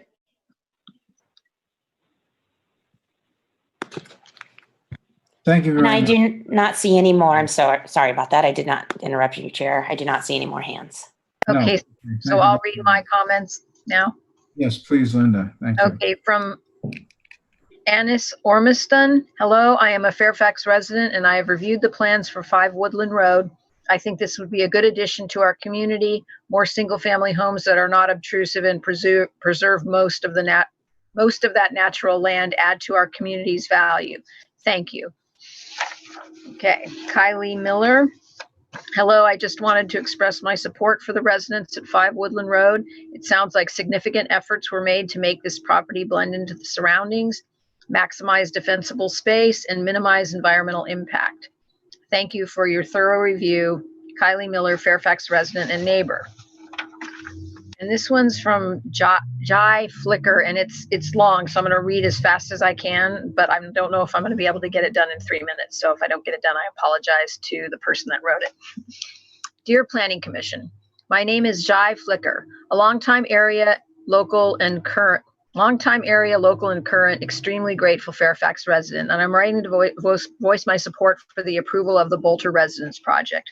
Having grown up next door in Woodacre, I understand well the anti-building sentiment that exists in this area. When I was younger, in fact, I actively protested certain new housing projects, such as the French Ranch development. My main argument then had to do with how I believed growth should occur. To my mind, building a housing development did not fit with the existing character of the valley. I argued then that allowing homes to be built one by different owners, each with their own unique plan and vision, would allow for more organic growth. I still believe this today. And this is just one reason I support the Bolter Residence Project. It is the vision of a single family wanting to build their forever home here in Fairfax. This leads to my second reason for supporting the project. The Bolters already live in Fairfax and have chosen to raise their children here. This means the project is not an investment property that some outsider is hoping to turn a quick profit on. It is the dream project of a family that appreciates and understands how special this community is. It seems to be exactly the kind of growth we want here. We want to support people who intend to live here and raise their kids here, people who are invested in and care for this remarkable place, not take advantage of it for financial reasons. In addition, the project is not only appropriate in its design, but it seems to me extremely well thought out. Let's start with the size. I currently live in a 3-bedroom, 1,700 square foot home with my family of 3. I love where I live and I have no complaints, but in this era in which so many of us are working from home, our space is getting more use than ever. We were already using 1 bedroom as an office guest bedroom before the pandemic. Now we have cordoned off part of our dining room to create a second home office space and are not sure what we will do if and when we get ready to welcome child number 2. The Bolters are also a family of 3, soon to be 4. Building a home that will accommodate 2 children and leave enough room to work from home makes perfect sense. Adding an ADU makes even more sense. Frankly, I wish we had one. Whether to make it easier for grandparents to visit or to be used as a physically separate home office, or to even potentially host a live-in au pair. We will not be living in a pandemic forever, but my sense is that new work from home trend will continue long after the coronavirus has been tamed. Building with that in mind without going overboard seems to strike the right balance. Frankly, the design of the project is not only highly functional, it's also beautiful. This is what you get when 2 people pour their hearts into a project. This is what you get when people design a home that they intend to live in and raise their kids in. This is what you get when you have artists designing their home. This is what you get when you allow people to dream. Fairfax, and really all of Marin, owes much of its character to the conservationist efforts of those who have come before. I have long been a supporter of those efforts, both ideologically and financially. For example, by donating to organizations like the Marin Agricultural Land Trust. However, I think broader awareness of the shadow side near organizations like, I'm losing it. And I'm so sorry, but your 3 minutes is up, Linda. Okay, I did the best I could. That guy should run for town council. Okay, and let's see, two more. I have two more to go. Okay. From Jesse Stuhl, Stuhl, not sure how she says her last name. Hello, fellow Fairfax residents. I just want to take a little time to comment on the house plans for the Bolter residents at 5 Woodland Road. We need more homes like this in Fairfax, small, mindfully built by locals with attention to the surrounding natural land and a commitment to the environment and this community. Keeping mid-sized homes and middle-class families in our town is essential, and this includes the Bolters and their family. We fully support this plan and these people. Jesse Stull and Jeff Fitterman, 95 Bothine Road. And the last one, hello, I'm writing in support of the 5 Woodland Road application to build a new single-family residence. I've seen the plans and I approve of their application. The owners are preserving a large portion of the land to stay undeveloped. We need more owners like them preserving the beautiful nature of this town. I fully support land purchasers who are trying to build modest single-family homes instead of large, ostentatious houses that take up too much of the natural land that makes Fairfax so special. I truly hope the Planning Commission shares the same values as the residents of Fairfax who appreciate the intentions of owners such as these who are trying to get their reasonable building plans approved. Thank you for your time. Alexis Lynch, Muriel Place, Fairfax. Okay, that's it. That's it. Okay, thank you. Any more hands raised, Tamela? I do not see any more hands raised at this time. Okay, thank you. So sounds like the public hates the project anyway. Okay, so we can now bring this back to the commission. And I don't know how much further we're going to go here before we have a motion to continue, but Michelle, go ahead. So I'd like to comment just on maybe 3 things. One is regarding the tree removal and the lack of an arborist report. So I was concerned about the continuing kind of break in communication as it appears between the tree removal committee, the fire department, and plans coming to us. I think this should have had an arborist report. I think the applicant should have been available at that meeting, or a representative to have had some communications about it. I called the fire marshal who conducted the plan review. And the reason why I did is because Fire Safe Marin defensible space guidelines say that they just recommend trimming trees from the ground up, that's 6 feet of clearance. Michelle, you're either muted or we can't hear you. Oh, sorry. It doesn't say anything about removal of trees. And when I spoke to Rob, the fire inspector who approved this plan, he said that they never have any discussion about tree removals, that they're only looking at the remainder trees and whether those remainder trees are creating ladder opportunities for fire. They might recommend thinning per the Fire Safe Marin guidelines, which are just trimming from the ground up or making sure there's not overlapping of trees. Or that, and he went on to kind of say that that oak trees are not rapid burners. They would not recommend their removal. That bay trees, although they're highly flammable, but if they if they're like 15 inches in diameter or greater, or there's 80-foot clearance above them, or they don't overhang the house, they would not recommend removal for them. So I think we continue to have this break in communication on this topic. I think that Fire Chief Weber said that there is going to be a meeting, and I think Cindy's going to be involved in it next month. And so that's good news. But in terms of this plan and the significant removal of trees, it still concerns me that we're not removing trees for illness or fire from what I understand. So that's the first thing. The second thing is I would like to much better understand what's happening in the public space on this property for the benefit of the private homeowner. And we can see very clearly from a couple of these plans, physical improvements that are happening in the public right-of-way. And what concerns me, I guess, about that is that means that municipality continues to have liability for activities that happen in those areas. And it's really just bad procedure to approve private.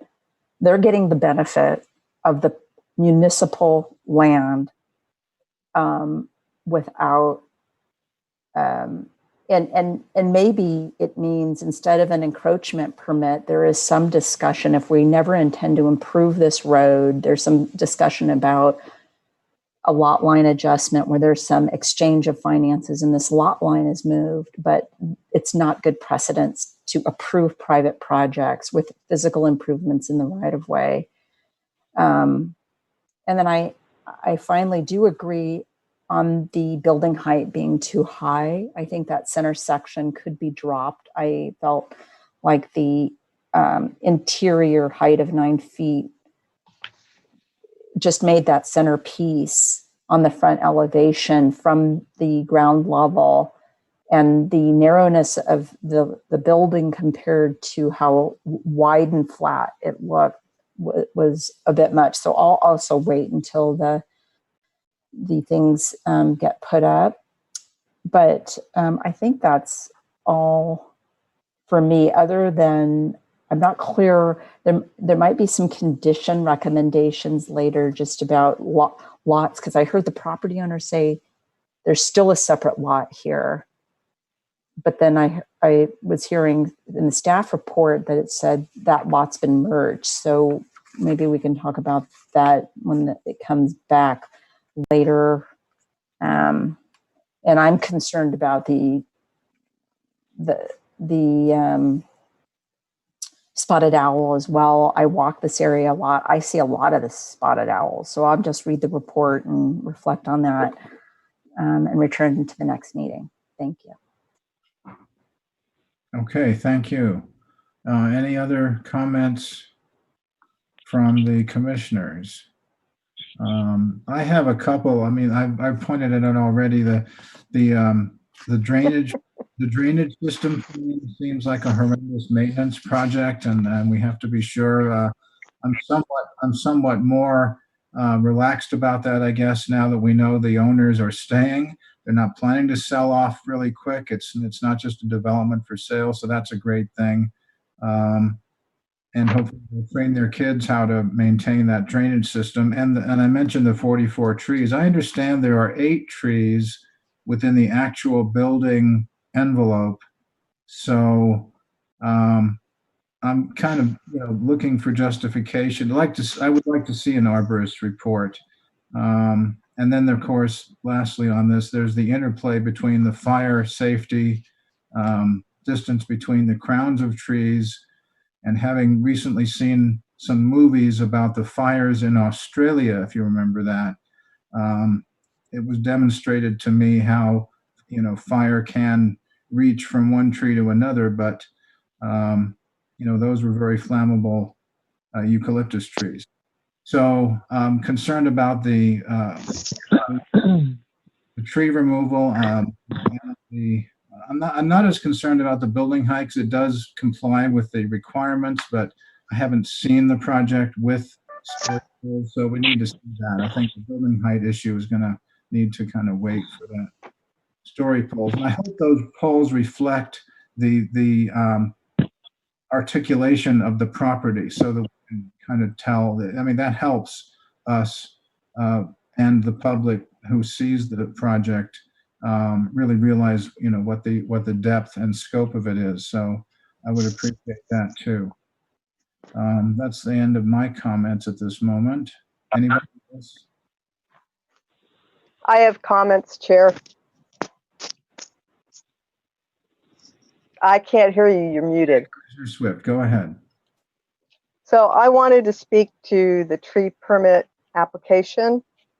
When the application went to the tree committee, there weren't any, and this has probably been mentioned, there weren't any trees tagged on the property.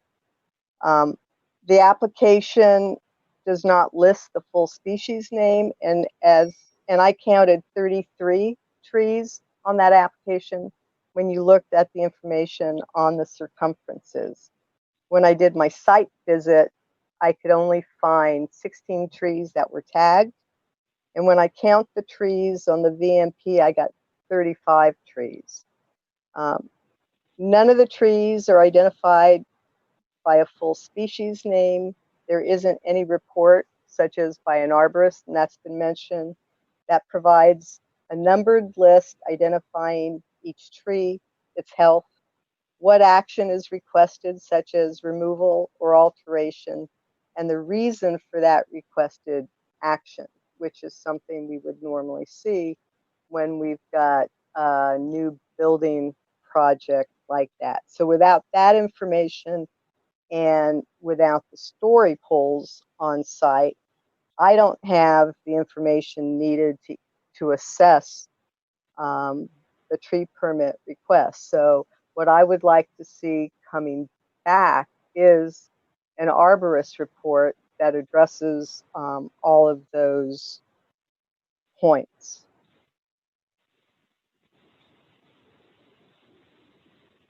And I think the story polls will help, obviously, for a lot of the questions and the evaluation of this, not only in relation to the tree permit request, but also just to the siting of the structure.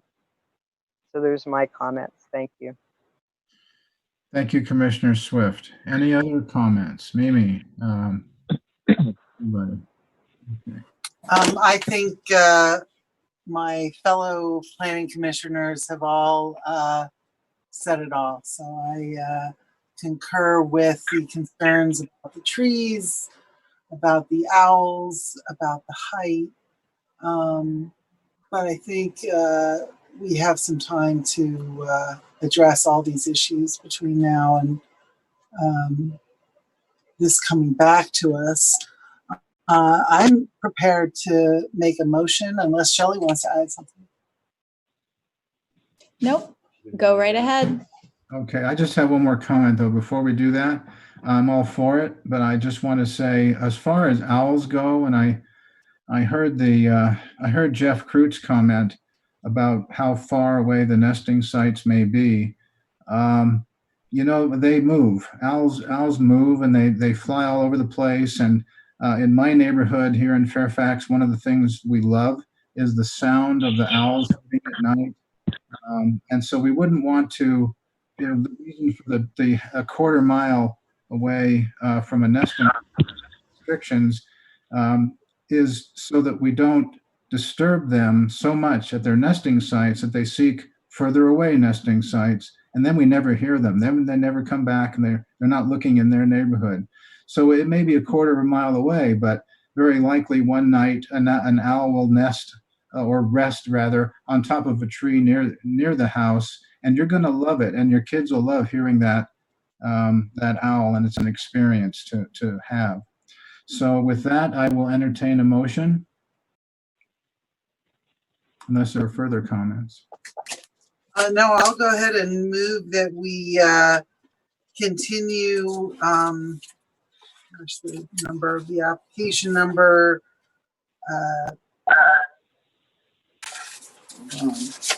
The application for 5 Woodland to our November 19th, 2020 meeting. Okay, second? Anybody? I will second. Okay, thank you. And now we need to take a roll call vote. Okay, Clark? Aye. Fragoso? Aye. Gonzalez-Parber? Aye. Newton? Aye. Rodriguez? Aye. Swift? Aye. Chair Green? Aye. Okay. So thank you. You understand that I think you were expecting it anyway. The project is continued till next month, and then we'll move on to the next item. I don't think is there an appeal here? There's no appeal announcement necessary here, right? No, they can't appeal. There's been no action. Okay, very good. Okay. Chair, I'm sorry, can we take a short break? Okay. Let's keep it to 5 minutes. Thank you. Object to that, though. Let me find out. Nobody objects. Okay, let's have a 5-minute break. Okay, so shall we? Then we've continued the second item, and so now we're on item number 3. I might say there is an interesting point that one member of the public brought up, and that is they can't see, apparently on TV, we can see it on Zoom, but they can't see our names on TV. I don't know if there's any way that could be accomplished. Probably not through Can Zoom. they even see us on TV? Oh, yes. Name tags. Name tag. Well, see, that's what we used to have on the dais. Okay.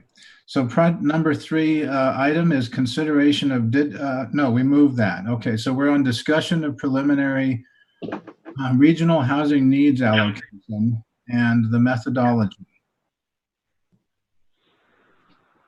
Please. Yes, thank you.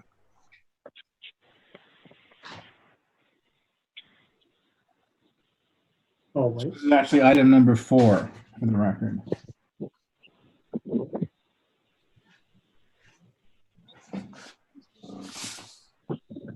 Phil, are you waiting for a presentation or? I thought so. Yeah. Oh, I was just waiting for you. Looked like you were looking for something, Chair. In any event, the town is. So don't worry about it. Go ahead. The town is in the incipient stages of working on the regional housing needs allocation. It's a 7-year cycle. We're almost done with what's the cycle, and we'll be moving into the 6th cycle, which extends from 2022 through 2030. As you know, excuse me. As you know, the Bay Area is projected to increase by 441,000 housing units. And it's the job of the Association of Bay Area Governments to assign housing to areas and communities within that total amount. To that end, they have had a housing methodology committee, a subcommittee, working on the methodology for allocating those housing units for about the last year. That committee is recommending a methodological approach that emphasizes high opportunity areas, and these would overcome historic patterns of racial and economic exclusion.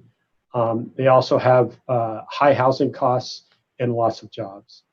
And that's a very generalized description of that. But in any event, Fairfax, in looking at the results of the methodology recommended by the Housing Methodology Committee, the town council had a number of significant concerns. Why Marin as a whole and Fairfax specifically felt that the methodology selected resulted in housing for Fairfax that was problematic. And I won't go into the individual rationales. Those are contained in the letter that was sent out to the Association of Bay Area Governments, that their executive committee, which was scheduled to hear this matter today, a discussion today. I would like to also emphasize that Fairfax has always supported housing, and that in point of fact, we are currently have exceeded our RENA numbers for the current housing cycle. We've provided, in addition, more low and very low income housing than required by the current RENA cycle. And aside from the challenge in determining moderate income housing as a category, I would say it's likely that we've met our individual categorical housing income allocations, as well as meeting and exceeding our overall numbers, and certainly our low and very low. So this town takes its responsibility to provide housing seriously, has supported and encouraged housing in the recent past, and is exceeding our goals. The concern is that what we have before us, the methodology selected and the resultant housing units, is not realistic. To provide some perspective, the 530 units being proposed with the proposed methodology would be the equivalent of 5 decades worth of growth, housing development in the next 7 years. Staff does note that we are very early in our what's referred to as RENA process. The town, in their letter to ABAG, is requesting an adjustment to the methodology. The change we're requesting would simply assign Fairfax's share based on the percentage of overall Bay Area population that's contained by the town's population, and then divide that into the 441,000 housing units being proposed. And that would result in approximately 240 housing units, which is another discussion. But it certainly is much more achievable and attainable than the 530 units that would result from the current emphasis on high opportunity areas. In terms of discussions of the process, and this is for the town, what we'll be undertaking going forward, is that we started with the regional housing needs allocation determination, and we now are discussing the allocation method. After that, there will be a draft allocation assigned to each jurisdiction. And again, these are just preliminary numbers that they're discussing now. And then out of that, they will make a final housing allocation. It's then up to every jurisdiction, including the town, to come up with a local housing element update. And this is something that we would be doing in the next 2 years to show how we would be proposing to modify our current regulations, land use policies, zoning, et cetera, to allow for that. The state is also assigning more a proactive role to towns to actually find a way to meet those allocations. It used to be that you would simply say, this is possible, and let's wait for a developer to come up with a proposal. But now the state really wants to see how this is going to feasibly be developed and how this occurs. Staff also notes that with this housing element update, there would be a California Environmental Quality Act review process.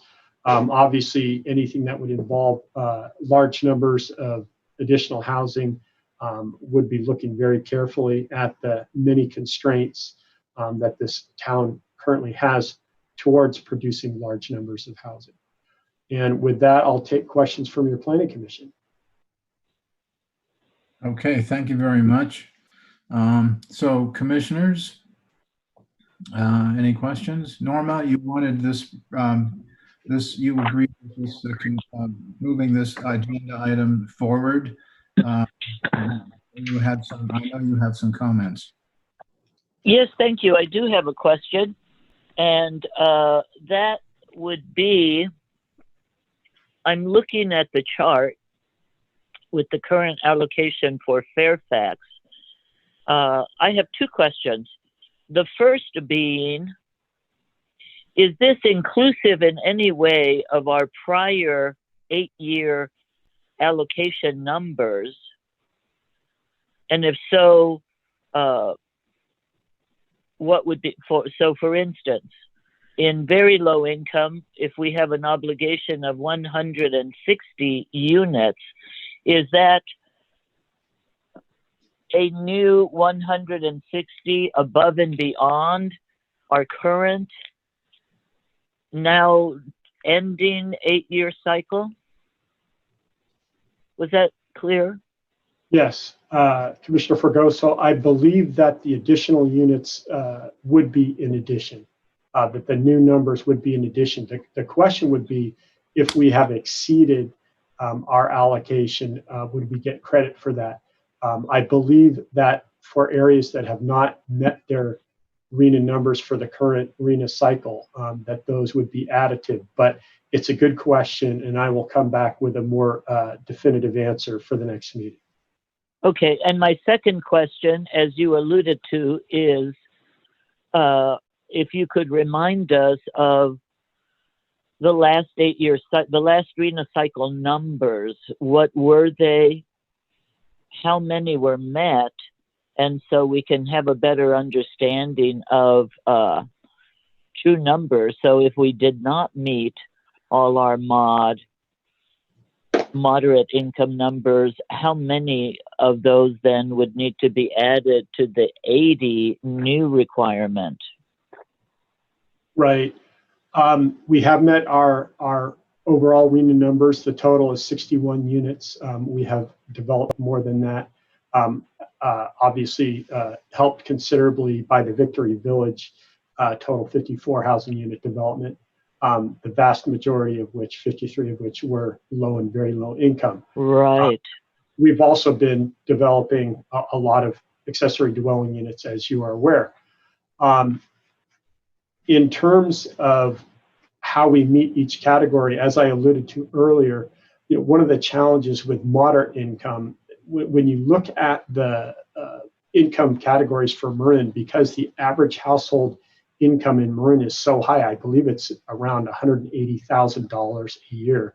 What it means is when you assign moderate household income to that household number, you end up with a very high income for that household and still considered moderate. The challenge is that it's hard to figure out what people are actually earning. It's one thing to say, okay, we've got Victory Village with its dedicated low-income housing. It's a legal document. Everybody is screened so that they meet those income categories. It's much more difficult to find out for, as it were, market rate housing, something that doesn't have any legal restrictions placed on it, what the income classification is for those people who move to those units, live in those units. We have done surveys. There's a question about to what extent the state will accept surveys in lieu of requirements. Awesome. It's something that staff intends to pursue as we go forward into our housing discussion. I believe Commissioner Clark alluded to the fact that Mill Valley has attempted to use some income classifications for ADUs, and there are some challenges with that. We have experienced that as well, even with our ADU results, but we will explore that. Right. And so then, again, one of the other things that would be helpful for us to see are the median household incomes at those different levels, very low, low, mod, and above mod. My other question is, in the discussion section, the two recommended modifications proposed to the methodology, can you clarify for me, is the 40% allocation factor a straight 40% of the total number of units allocated to Marin County based on high resource areas? I mean, is it just basically overall 40% should be allocated to those high resource areas, of which unfortunately we are one of? Yes, My understanding is the 40% is actually a breakout to moderate and above moderate income. And the question was if the generally recognized critical need is for low and very low income housing, why is there this emphasis on providing so much moderate and above moderate income housing? And so that's a question that we'll need to delve into as we go into our housing, our RENA discussions. And our housing element is how those break out and what the expectations are. Because I think there's a serious question about what we're really achieving if we're not emphasizing providing for low and very low income housing. Right, but there always have been moderate income requirements as well as the low and very low.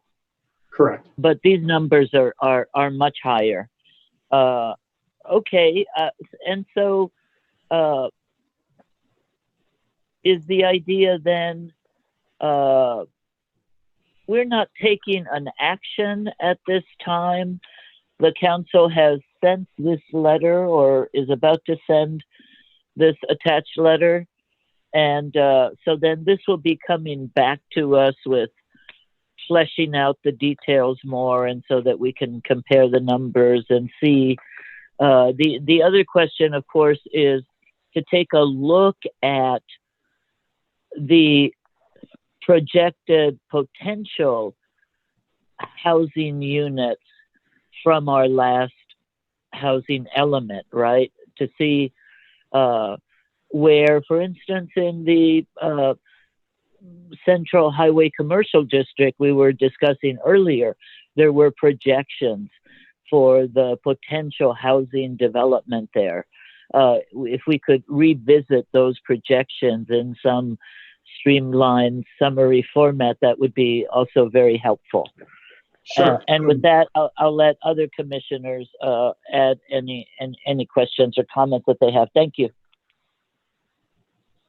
Okay, thank you.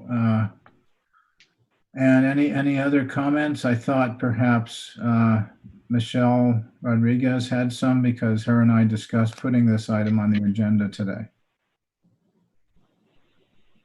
You know, the thing that I'm hearing about the concern about these numbers is that there's a concern that the methodology, and it wasn't mentioned in the mayor's letter, so that's why I just wanted to bring it up, that the methodology, that the math is wrong, that what they're using is the concern is that they're double counting, or that the vacancy rate is too high. And the typical Department of Finance numbers that are used do include a particular vacancy rate, which has historically been 1.5%. And what they're using for this particular methodology is a 5% for owner and rental occupancy. So it's a big jump. And they're using a higher household head number, which is causing some concern about double counting. And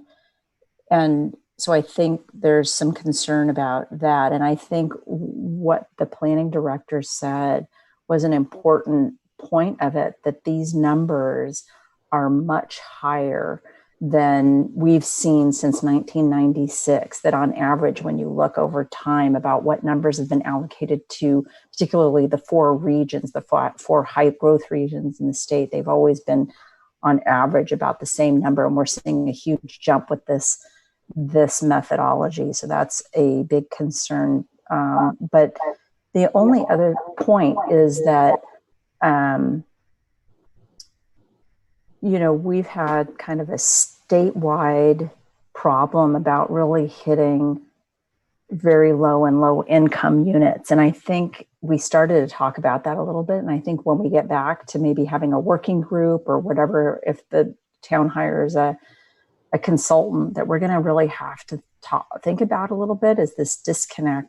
And this was also what the director brought up, which was the income level of our typical working class. We're trying to reduce vehicle miles traveled, which relates to greenhouse gases and global warming. And the way to do that is make a closer connection between jobs and housing. And so the way to do that is to provide housing for people who work here. And so really trying to figure out what that level is, because if we are saying that our low income housing is going to be at $120,000 a year, that is not providing housing for our barista or our restaurant worker or the librarian or the bus driver. So we're going to, there's still some time, to let this all work itself out. But it's an important element for us to update for sure. So thank you for bringing this forward. Yeah, definitely good comments. I would like to say that we've had so much trouble convincing owners to dedicate their properties. They have to make a 50-year dedication. And as we saw, even, one promising thing was the live workspace at the School Street Plaza. You think, well, that's kind of an obvious place for some, lower income housing. And the owner did not want to go for it. And we've approached other owners in the course of years to, would you like, can we dedicate part of this project to low income? And once they know what the parameters are, it's not going to happen. We have, properties designated in the general plan, like Tena Lima. That's supposed to be a workforce housing site. So there's these issues of we may try as hard as we can to meet some of the final RENA numbers, whatever they may be, to meet that, but we can't convince all the private landowners here to do that dedication. And then what's going to happen? So my question, I guess, for staff here is, what happens if we don't meet the RENA numbers? What is the downside? And I'm saying we may not meet them. It's this number is not easy, even likely.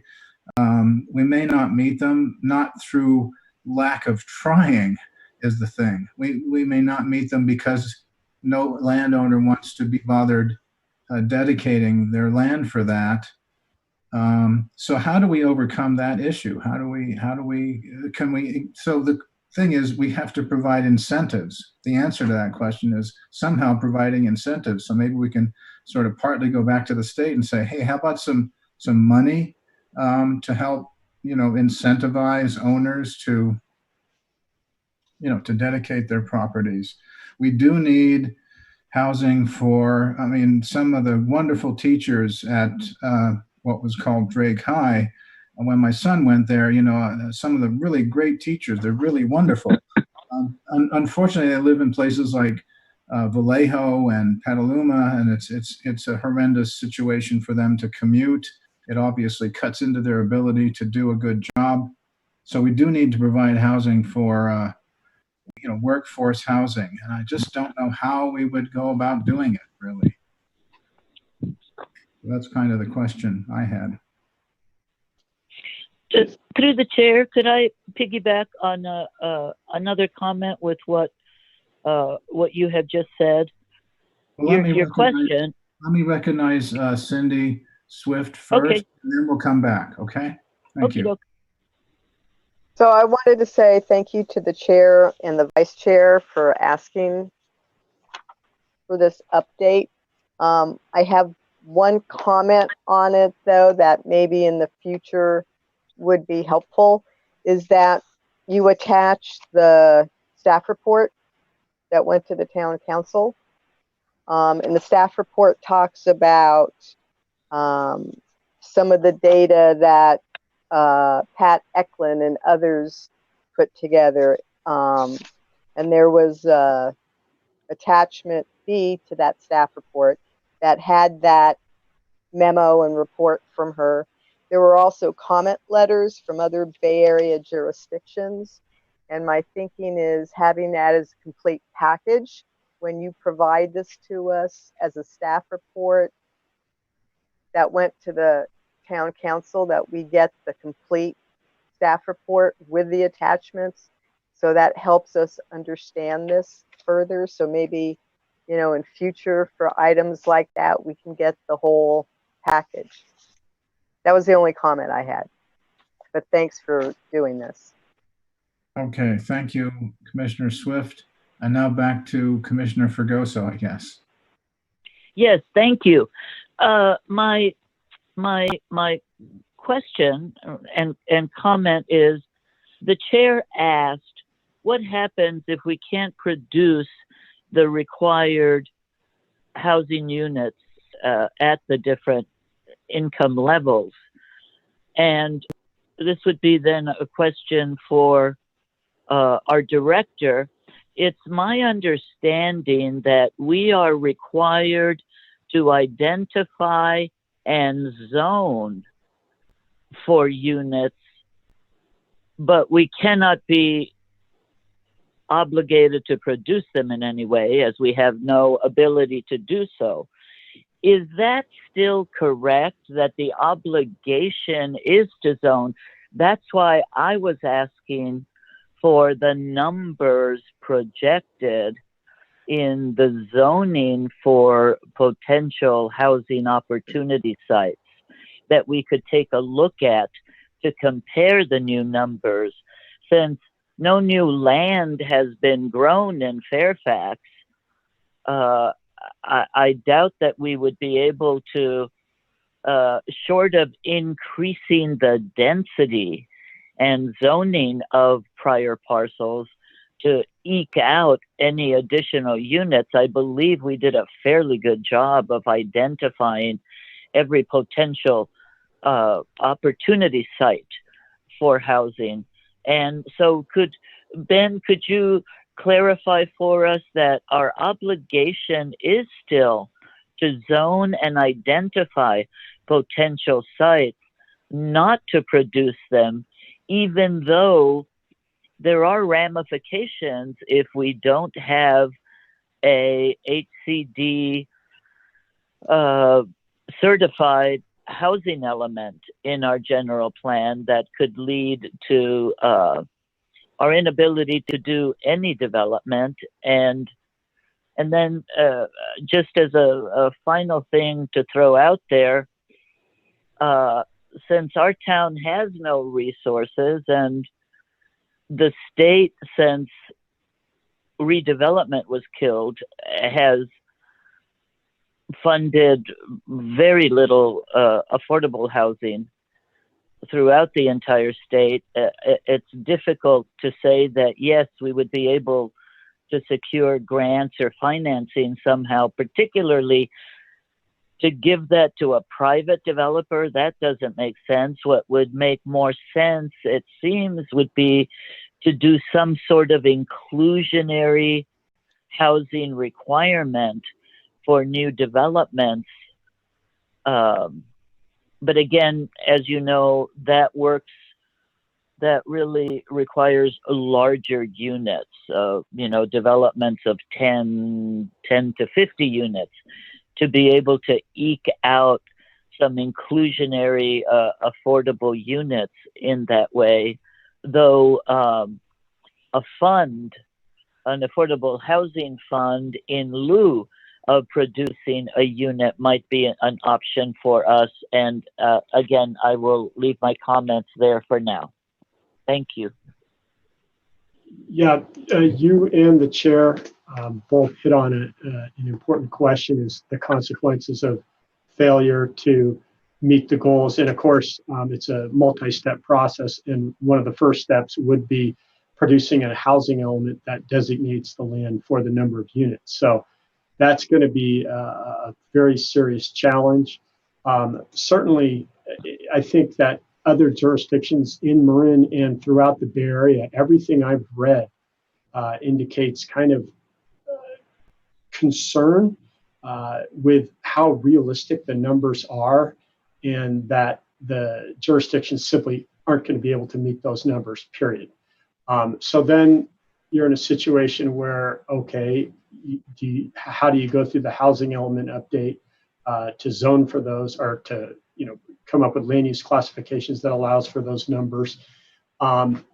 What happens with developers that come in? We know that the general trend from the state has been to reduce or in many cases eliminate local discretionary review of housing developments. The state is very serious about producing housing, and their Senate Bill 35 and Housing Accountability Act, various statutes are very clear on this topic that they want to eliminate local ability to deny or reduce the number of units in housing development. So those are questions that require probably a deeper dive, certainly than I'm prepared to do tonight. We could go to our town attorney's office, and they certainly have resources and are on top of the latest trends. And indeed, as mentioned in the staff report and in the letter, we're at the stage of discussing the methodology used to allocate housing units. I read one discussion, I think it was Contra Costa County, that pointed out that for some reason the Santa Clara Valley is getting off much lighter than other jurisdictions. And their letter pointed out that one of the major drivers of jobs in the Bay Area in terms of total numbers is, of course, the Silicon Valley and the tremendous economics that area is generating. And so that was one of the concerns is, hey, I mean, if they're generating the jobs, as the vice chair pointed out, we're looking at vehicle miles traveled indices. We're looking at reducing greenhouse gases. We know that in Marin, alternatives to the automobile aren't really feasible, at least for the foreseeable future. Whereas if you get more of these urban conglomerations, they have the ability to have alternatives to the automobile. So those are all serious questions that need to be taken up by ABAG, are already being discussed, have been raised by every jurisdiction in Marin because of obviously the counterproductive nature of some of these housing directions for Marin. It's recognized also that the extremely high land values in Marin and housing costs makes it very challenging to produce housing, period, and in particular, any kind of lower income housing. That we know from Victory Village that you simply need to have subsidies. You need to be able to sell tax credits. Depending on the outcome of the election, those programs may not be looking that robust. We're in an unprecedented period of economic turmoil with the COVID pandemic. We know that governments throughout the state and the nation and the world are facing severe challenges simply maintaining their existing programs and figuring out budgets to cope with the economic disruption that's been caused by that pandemic. So adding these type of things with the implicit amount of resources that will need to be thrown at these challenges, especially if you're going to try to provide low-income housing, which does require heavy subsidies, is a major problem. Getting back to the issue of, what happens to a jurisdiction if you don't produce it? There are penalties that can be assigned, and those would start with failure to provide a housing element that is in compliance and would go through the question of the housing that gets developed. As noted by your commission and by numerous observers, we don't own the land, we don't develop the housing.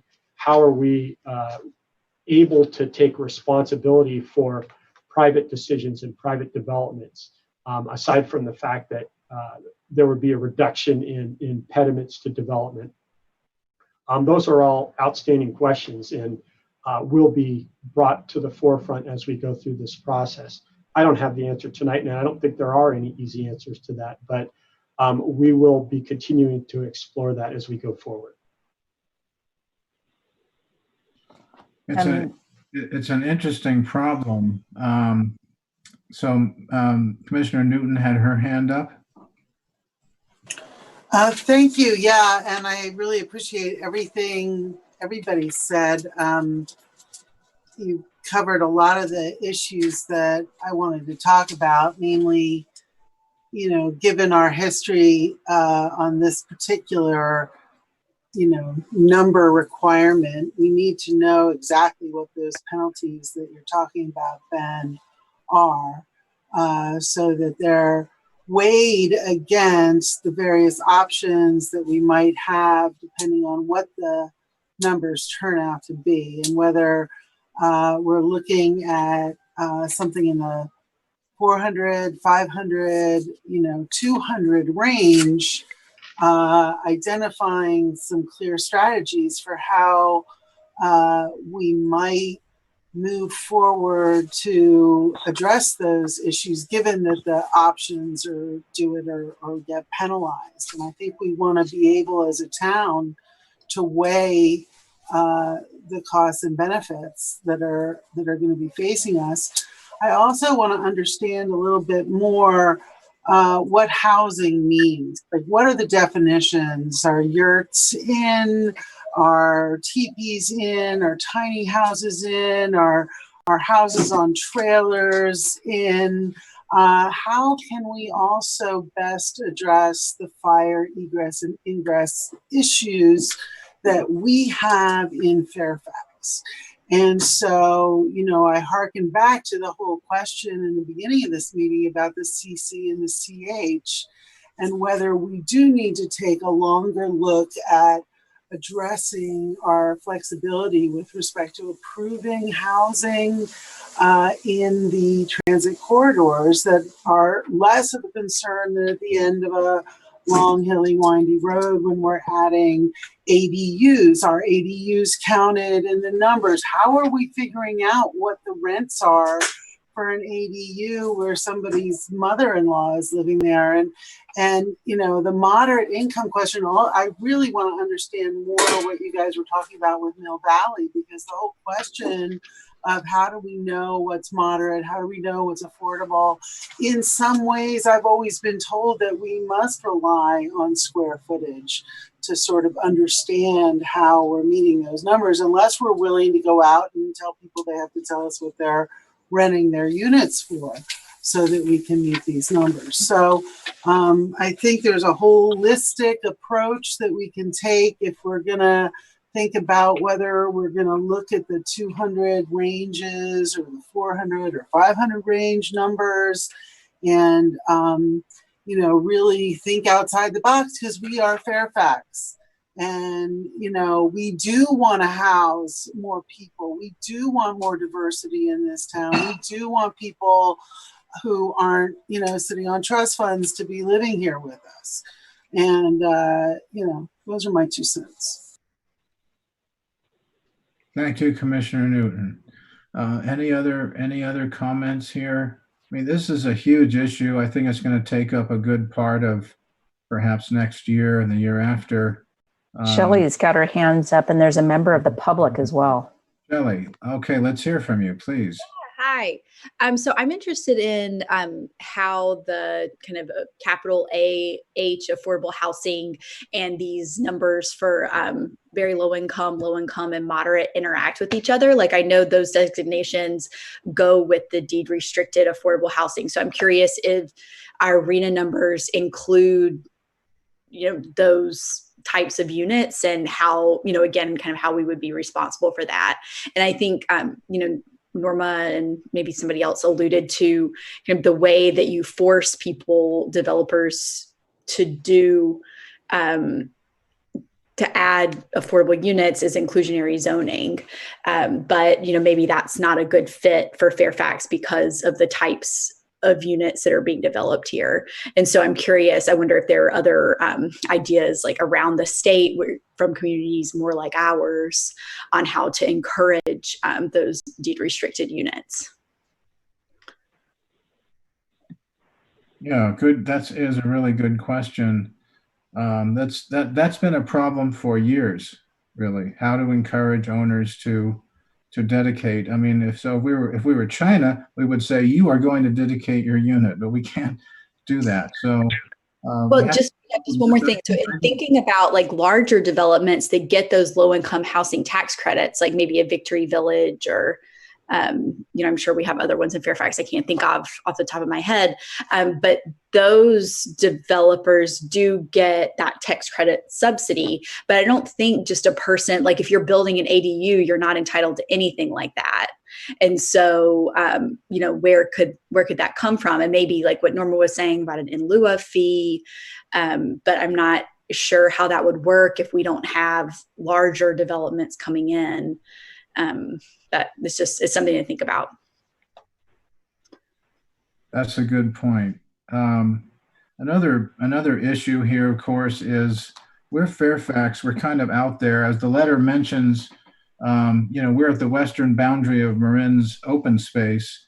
I don't see a lot of developers desiring to come into Fairfax. They may want to go to Corte Madera or closer to the freeway, frankly, and maybe further north, et cetera, because of the land available. So it's just ABAG and them need to be made to understand that we're not just NIMBY here. We have real physical constraints. We have, extra needs. If we have a fire problem or flood problem, we have huge open space tightly packed around us here. Half of our properties are in WUI. So we have all these issues, and unfortunately, I believe the state looks at Marin as the hot tub NIMBYs. We have we have to try to overcome that problem as well. But this is Fairfax, Novato or San Rafael. So any other comments from anybody before we move on? Yes, Esther. I had a question just about something we talked about, reducing the minimum square footage for housing at one point. We were talking about infilling, not necessarily growing or sprawling into big developments, but rather infilling what is already here and going back to, units, second floor units above commercial, and reducing the minimum requirement for for what would, I guess, qualify for housing. Is that something that we kind of just we kind of addressed it, but I don't think it ever went anywhere, and that was kind of a municipal code issue? Well, as was discussed briefly tonight in conjunction with the first item, the idea of vertical mixed use has been discussed by this town and has a lot of supporters in terms of a way to add vitality to downtown areas. And particularly for people that don't own cars, it's your best way to live, or for one of the best ways to live, because you have walkability to the various services that support people living in an area. In terms of how you deal with square footage calculations, I'll tell you, I've been in the planning business and housing development for a long time, and the smallest units are the most affordable, and in many cases they're the most in demand. I can't tell you how many places I've been in where they have a hot plate and a roll-in, roll-out refrigerator, and the landlord or the owner is telling me those are the ones that people just line up for them, because as we know, there's a tremendous number of jobs where that's all those people can afford. So those are great. I really appreciate your commission's comments and direction. I'm just, as you're talking and I'm taking notes, I'm just getting all sorts of ideas. And I don't claim to be an expert by any means at this, but I do have access to people, some of the County of Marin resources, and we'll be following up with those individuals. The state also is attempting to provide some support for further efforts. It remains to be seen how all our budgets are going to shake out. I mean, Fairfax is in wonderful shape compared to so many jurisdictions, surprising as that may seem. But we'll have to kind of hold our breaths and see how that goes forward. But as the chair said, this is going to be an ongoing discussion for the foreseeable future. Okay, and just to maybe rephrase, I guess my maybe it's a question, but if we changed our code, our local building code, for that minimum requirement, would that equal or result in opportunity rather than, you know, allocating a physical space? But if we would that qualify as an opportunity for some of our existing buildings? I'd like to think so. I think it's certainly worth exploring because, as we know, there are people who live in very tiny homes, in very tiny units. We see them all over this country. I believe Commissioner Clark, was asking that question: is what are they doing other places? And it doesn't necessarily have to be an SRO, but something that seems to work within the existing fabric, within our historic context, etc. We have been providing housing, and we will continue to provide housing. How it shakes out with where the state is going with their mandates and statutes, etc., is very much up in the air right now. Well, a basic question: in order for properties to qualify for our arena numbers, they have to be dedicated, and a deed restriction has to be recorded. Is that correct? Or can we just simply say, well, there's this 500 square foot unit and it's renting for $1,100. That's low cost housing. We'll count that. We can't do that, can we? That's something we're actually in discussion on because there's a group that is looking at accessory dwelling units. It's work that's being supported by a grant through Senate Bill 2. And Fairfax signed up for that, did get some grant money. So I don't know whether we'll get a clear answer to that, but it just seems intuitively obvious. And it may not even be 500 square feet. It might be 300 square feet. It might be smaller. But you would like to think that because of that clear connection between really small units and what people are going to be asked to pay in rent, that those type of things would qualify. Generally speaking, for low and very low, they want to see an extended period of time with specific legal documents that limit it. And there's a whole process for screening people based on their income before they can occupy those units. So it's challenging, but and let's not forget too that one of the pressing needs isn't just for teeny tiny units, it's for families who are really getting priced out of this area.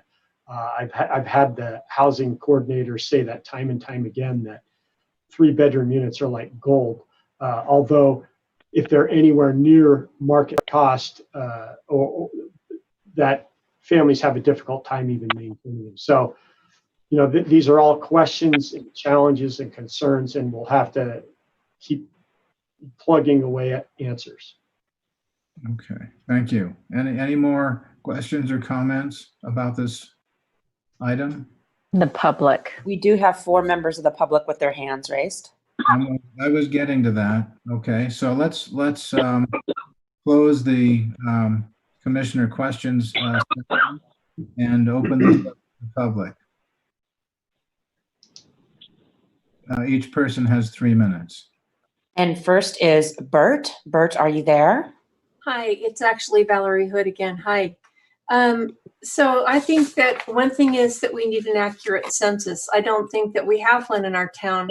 I've heard that we could be up anywhere up to 9,500 people at this point. And that was a claim that was made by a local real estate person. So I think we're going by numbers where we say we have 7,500.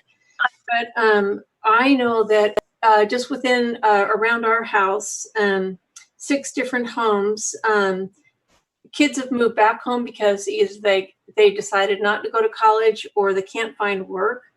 A rental near us now has 8 people living in it that used to have 3. I think that's happening all over Fairfax. I'd like to know how many people are living in the hills. I see people sleeping in the creek behind our house. This is not just me talking either. I know I've talked to other people that see it too.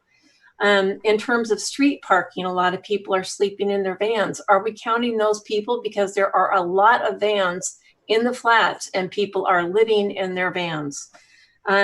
So I think an accurate census would really help us, and we need to be talking about evacuation. We don't talk about evacuation. We don't have a way to evacuate the numbers of people we have right now. We have no way to evacuate the senior centers that we have. There's nothing set up for that.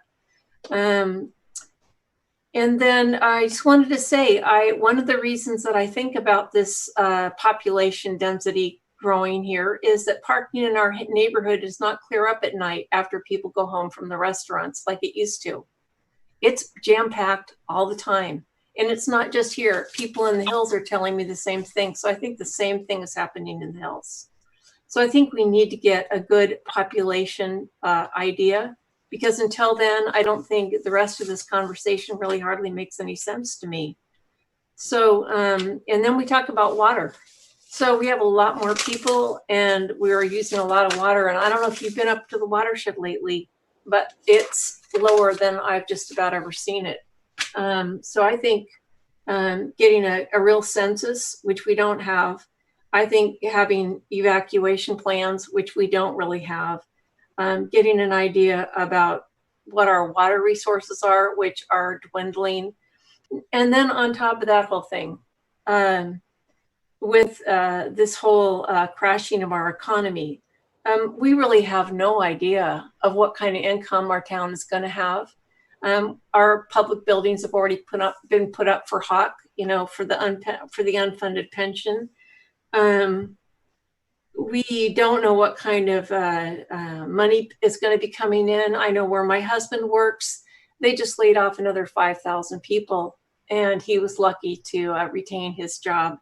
And he told me that Nancy Pelosi is doing her very best to make sure that a lot of businesses don't fold before the election, but after the election, anything could happen. So we already know that the small businesses are crashing, and we're expecting a whole lot more of that.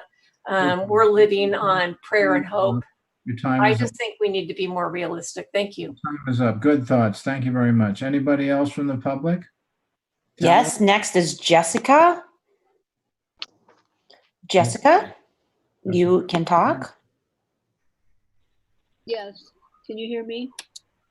Yes, go ahead. Thank you. Yeah, thank you.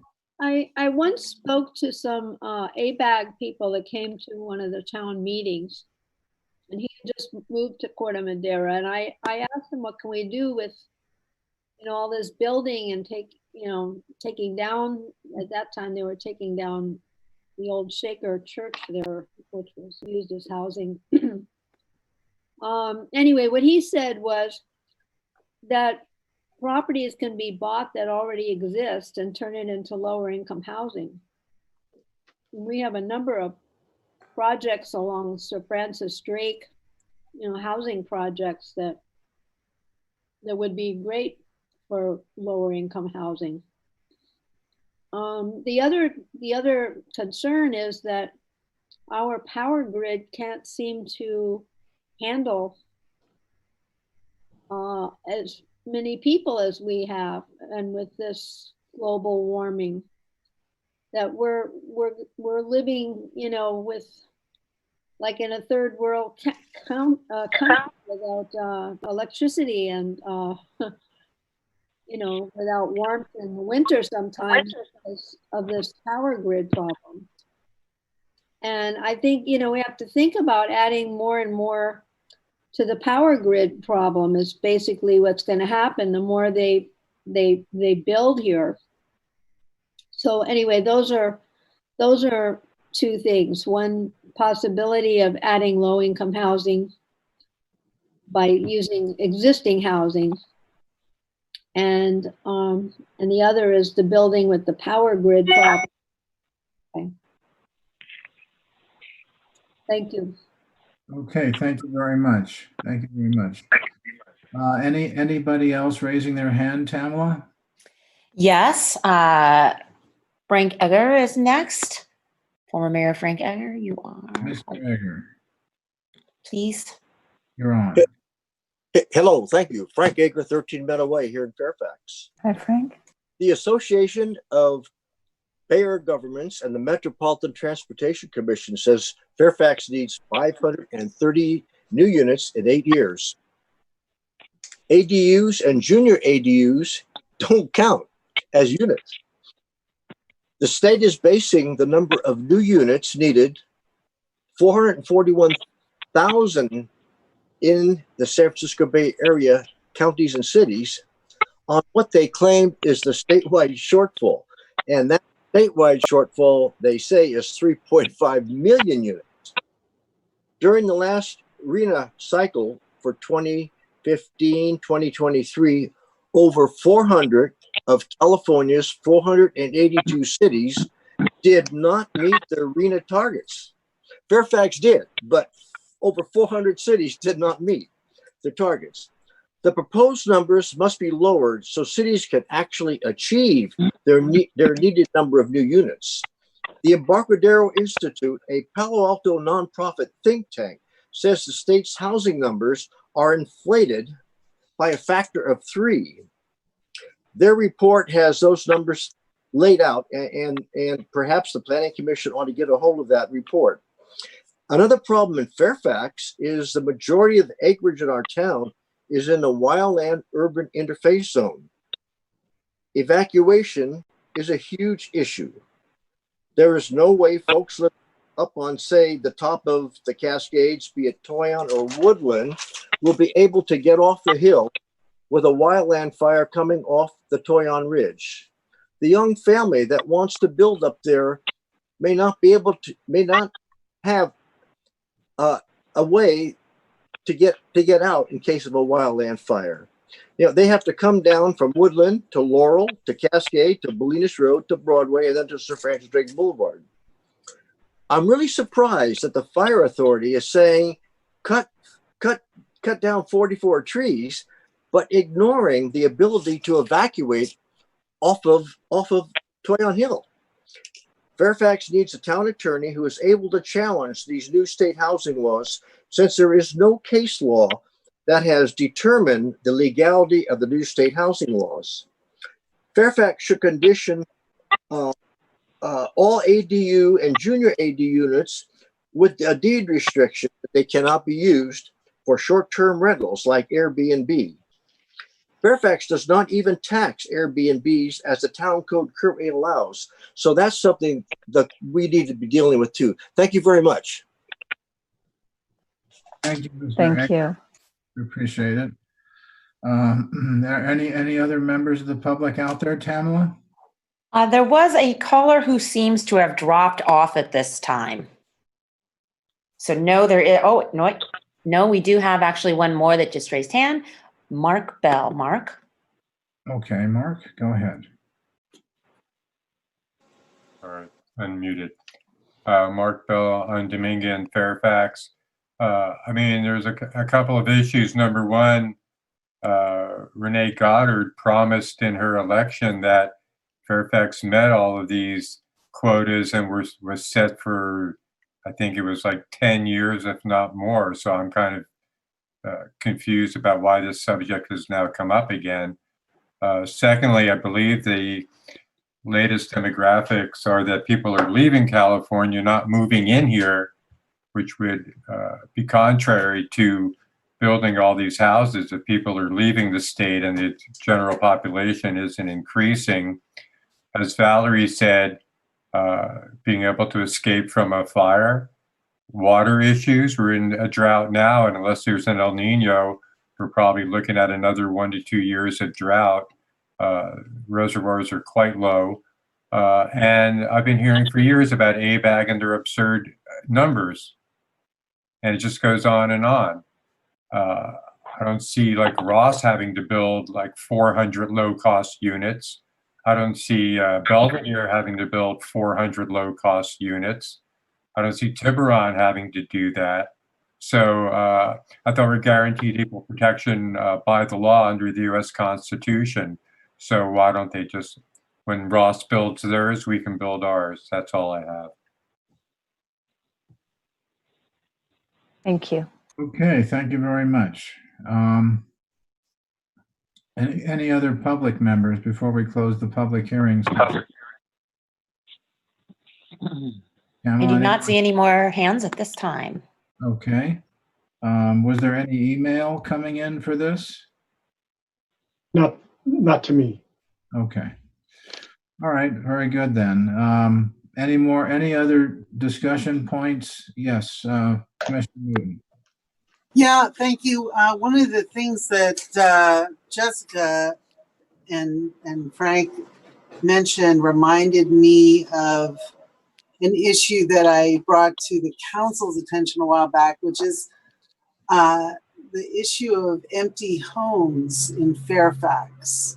I think Frank mentioned the taxing of the units that are used for short-term rentals, and getting an inventory of those units. And one of the things that I've been concerned about is the number of empty homes in Fairfax that are empty for a variety of reasons.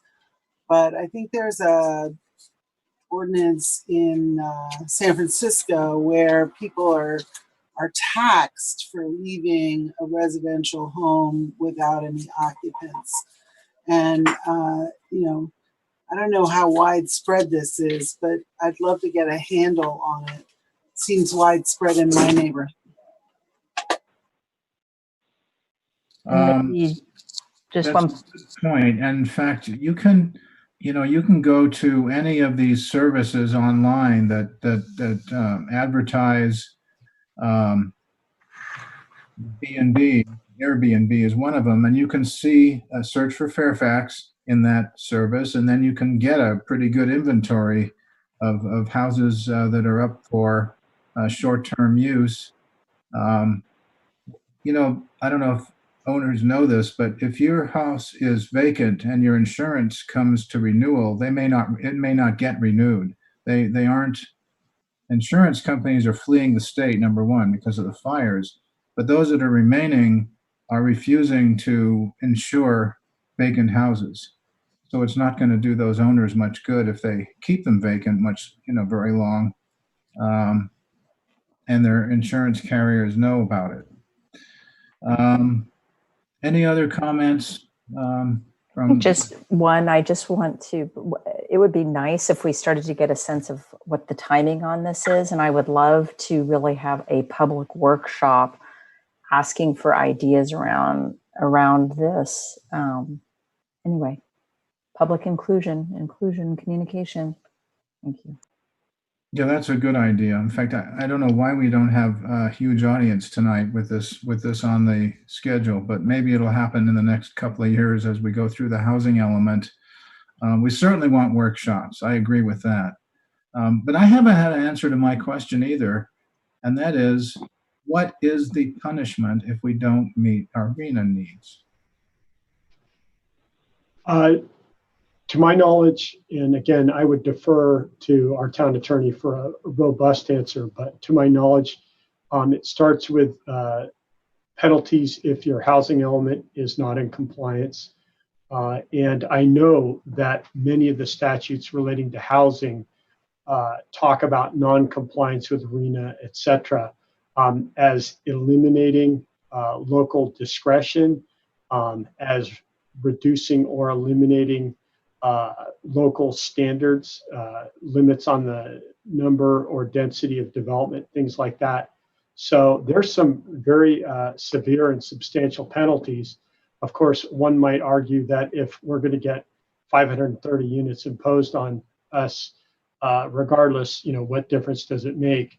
I think the hope is that we end up with a more realistic number that we can work with versus something that clearly isn't going to be attainable. Yes. Okay. Thank you. So we're not doing any action on this, right? There's no motion or anything here. Town council's probably heard us. I just want to say I appreciate the letter from Renee Goddard. I think that's a great letter. It really outlines what our issues are. So thank you, Renee, if you're hearing this. So are we ready to move on to what was item 3 become item 4, the map situation? Yes, let me get my notes here for just a second. Okay, mapping. And I trust that you've all had a chance to at least review the documents, because this is really getting very graphics oriented at this point. As a brief recap, the Planning Commission has been looking at its existing base maps, both contained in the general plan, referred to or contained in prior general plans, referred to in the zoning ordinance, and trying to update those. We've been focusing on the visual resources map, both the referred to map in the zoning ordinance and the map in the general plan. The commission has already, through documentation, affirmed that those two maps are one and the same. Staff has been updating that base map. As you know, the 1974 maps were wonderful documents for their time. It's a challenge to apply those to actual properties, especially when we're looking at things like visual resources or scenic resource corridors, which were the item of specific review and discussion. So where we left it since the last meeting, and really the prior meeting, was the idea of a georeferenced digitized map, and how we apply the various ways that a visual resource corridor is assigned, or excuse me, a scenic resource corridor is assigned to properties, is mapped. And what staff has looked at and spent a lot of time and effort doing is the notion of 150-foot horizontal distance from a designated ridgeline and 100-foot vertical distance from a designated ridgeline. And walking through your maps, we have the first attachment is the Visual Resources Map number 9, attachment A, and which is, well and good, and we have come up with a digitized version of that because we were able to correlate that to a Marin map, parcel map, series of parcel maps, and assessor's parcel maps specifically, we're able to add 118 parcels to the digitized georeferenced version of that map. Those are properties that within those boundaries now fall within that scenic corridor. The second map, attachment B, really kind of gets into the heart of what staff has been attempting to solidify with our GIS specialist, Jill Templeton. And what you see here is several things occurring at the same time, or a lot of information that's incorporated into this map. I think it's probably best to ignore the distinction between major and minor. I mean, that's certainly an option that's discussed in the staff report, but really when you're looking at the red lines on the ridge top surrounded by the green scenic corridors, you're talking about the ridge lines as delineated in the 1974 map, without really making a difference between major and minor, since there are no differences in the zoning. What you can see is that the 150-foot horizontal boundary from the ridgeline, the 150 feet that's measured perpendicular to that ridgeline and extending on either side, closely approximates the 1974 map. In fact, as noted in the staff report, they may have more or less used that as the basis for determining the scenic corridors in that 1974 map. So those are all well and good, although I will get to what happens at the bottom of some of these in a moment, even with the horizontal distance scenic corridors. The major challenge, and you can see this in this map, is that 6 of the 13 maps extend the ridge lines down to a point where the scenic corridors extend into the flatlands of Fairfax. It would appear that that was not the intent. When you look at the ridgeline scenic corridors in the 1974 map, with a few exceptions, for example, Upper Cascade Creek, or Fairfax Creek as it's called, that ridgeline goes all the way down between two creeks, and that's shown in greater detail in attachment C. And this is simply a zoomed in version of the 1974 scenic corridor. And you can see it's touching both branches of that stream. So I think what staff has determined, staff and the GIS specialist, is probably they weren't able to tell where the bottom of these ridges actually were. And so when they were drawing these ridgeline scenic corridors and the ridgelines, 6 of them ended up running down into the flatlands. Or if they didn't run down into the flatlands, the ridgeline scenic corridors certainly ran into the flatlands. And where this becomes a minor problem with the 150-foot horizontal distance, and staff's opinion, a major problem, is where we try to apply the 100-foot vertical distance. Staff apologizes that we weren't able to do a cross section. I know that was requested by the commission. We actually were working with Marin Map in County GIS, and they have a program that tries to do that, but we simply couldn't get a good graphic out of it. It was buggy, and we didn't want to try to explain something that had visual errors in it, so we didn't do that.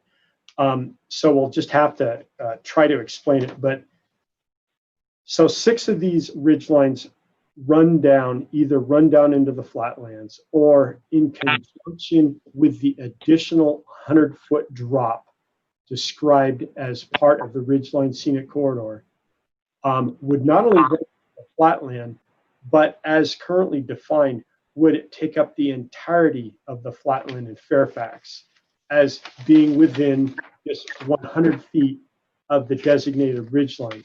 And you can see that in attachment, no, it's not in attachment, excuse me. It's in attachment F. So what we did was we just used one of these 6 ridge lines, the one that runs down close to town hall here. And even though it ends on Frustic, which you would think, oh, that's up the hill, it's actually only 80 feet up from the flatland portion of Fairfax. And hopefully, I mean, the graphic actually describes it, is that last 20 feet of vertical drop that you have to be consistent with this 100-foot vertical drop would entail the entire flatland area of Fairfax, and in fact, run off into San Anselmo before you actually drop that extra 20 feet from the base of the ridge line to the end of the 100-foot drop. And this isn't the only ridge line that has this problem. There are 6 ridge lines that have that problem, the majority of which, if the current definition is applied literally, would take up the entirety of the flatland area of Fairfax. And you can see probably the most detailed map, the most telling map, is attachment G. And so you, even though this doesn't show Frustic, one of the maps does outline the road, so you can get an idea of that there. But you can see where the ridgeline runs down. You've got the green area, which is the 150 foot on either side of the ridgeline running perpendicular from that ridgeline. And then you can see what happens when you try to do 100 vertical feet from that ridgeline, is that when you drop it down, you only drop 80 until where the contour lines are spread out. You're now into the flatlands. So you've got 20 feet of further drop, which means that you're doing the entirety of the flatland area of Fairfax. Furthermore, that definition, if you pick one of these contour lines, that 100 feet is not defined as running in any particular direction. Certainly, you would think it would apply horizontally from any given point. And we just arbitrarily ended that ridgeline scenic corridor there at the bottom of a ravine on the uphill portion because you had to end it somewhere. But if people, I know Vice Chair Rodriguez is familiar with contour maps, you basically could take that 100-foot and run it off the map. So in other words, where we have that dark orange would have proceeded along those contour lines all the way around the hillside area of Fairfax. This is a long way of saying that as currently defined, the 100-foot vertical scenic corridor doesn't work. It would basically, at a minimum, when you're looking again at attachment D, you've got that 300-foot wide total width scenic corridor based on the 150-foot wide on either side of the ridge. This closely approximates the 1974 map. Then you've got what staff has done, and I'll get into this in a minute, is to apply some parameters just so that this kind of makes sense on a ridgeline scenic corridor basis. The 100-foot vertical runs a minimum here of about 800 feet beyond the ridgeline. So you're going from 150 feet to 800 feet. The widest areas are at the bottom of the ridge because, as you can see, instead of kind of a knifey little ridge that we have further up on the hillside, it broadens out. So it's really not a ridge anymore. It's more of a hillside. They just decided, okay, there's your ridge line there. We'll call that the ridge line. In point of fact, there is no strong promontory at the bottom, and it's just where the line is drawn, and you're dealing with the drop off. What staff is suggesting is a series of options for addressing this problem, because as it's currently written, it would add 3 or 4 times. Well, number one, it would add every flatland property in Fairfax to the HRD or to the ridgeline area, and they would be subject to HRD regulations, the application of which is $6,000. Even if we say, okay, let's just use a little bit of common sense here and terminate this where our hillsides stop at the flatlands. And for the most part, Fairfax has a pretty clear delineation.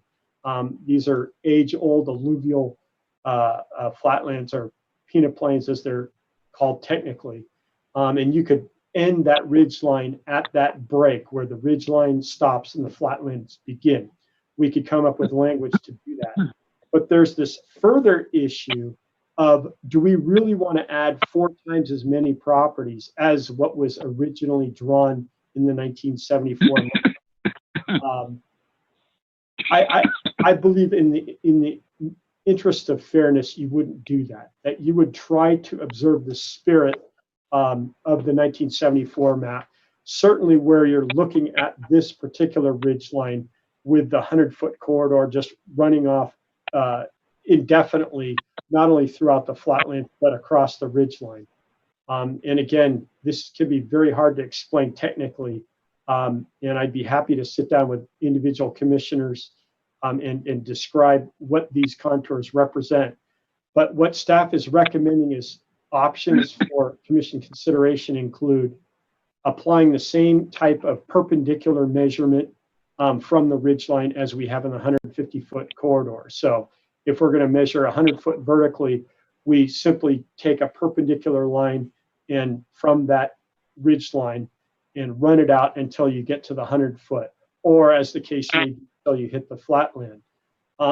Another option, as you can, well, hopefully you can read from this map, is that with this attachment G area, that you hit a subridge pretty quickly when you're going out from the designated ridge line. Then the contours drop into a ravine, and then it rises up again.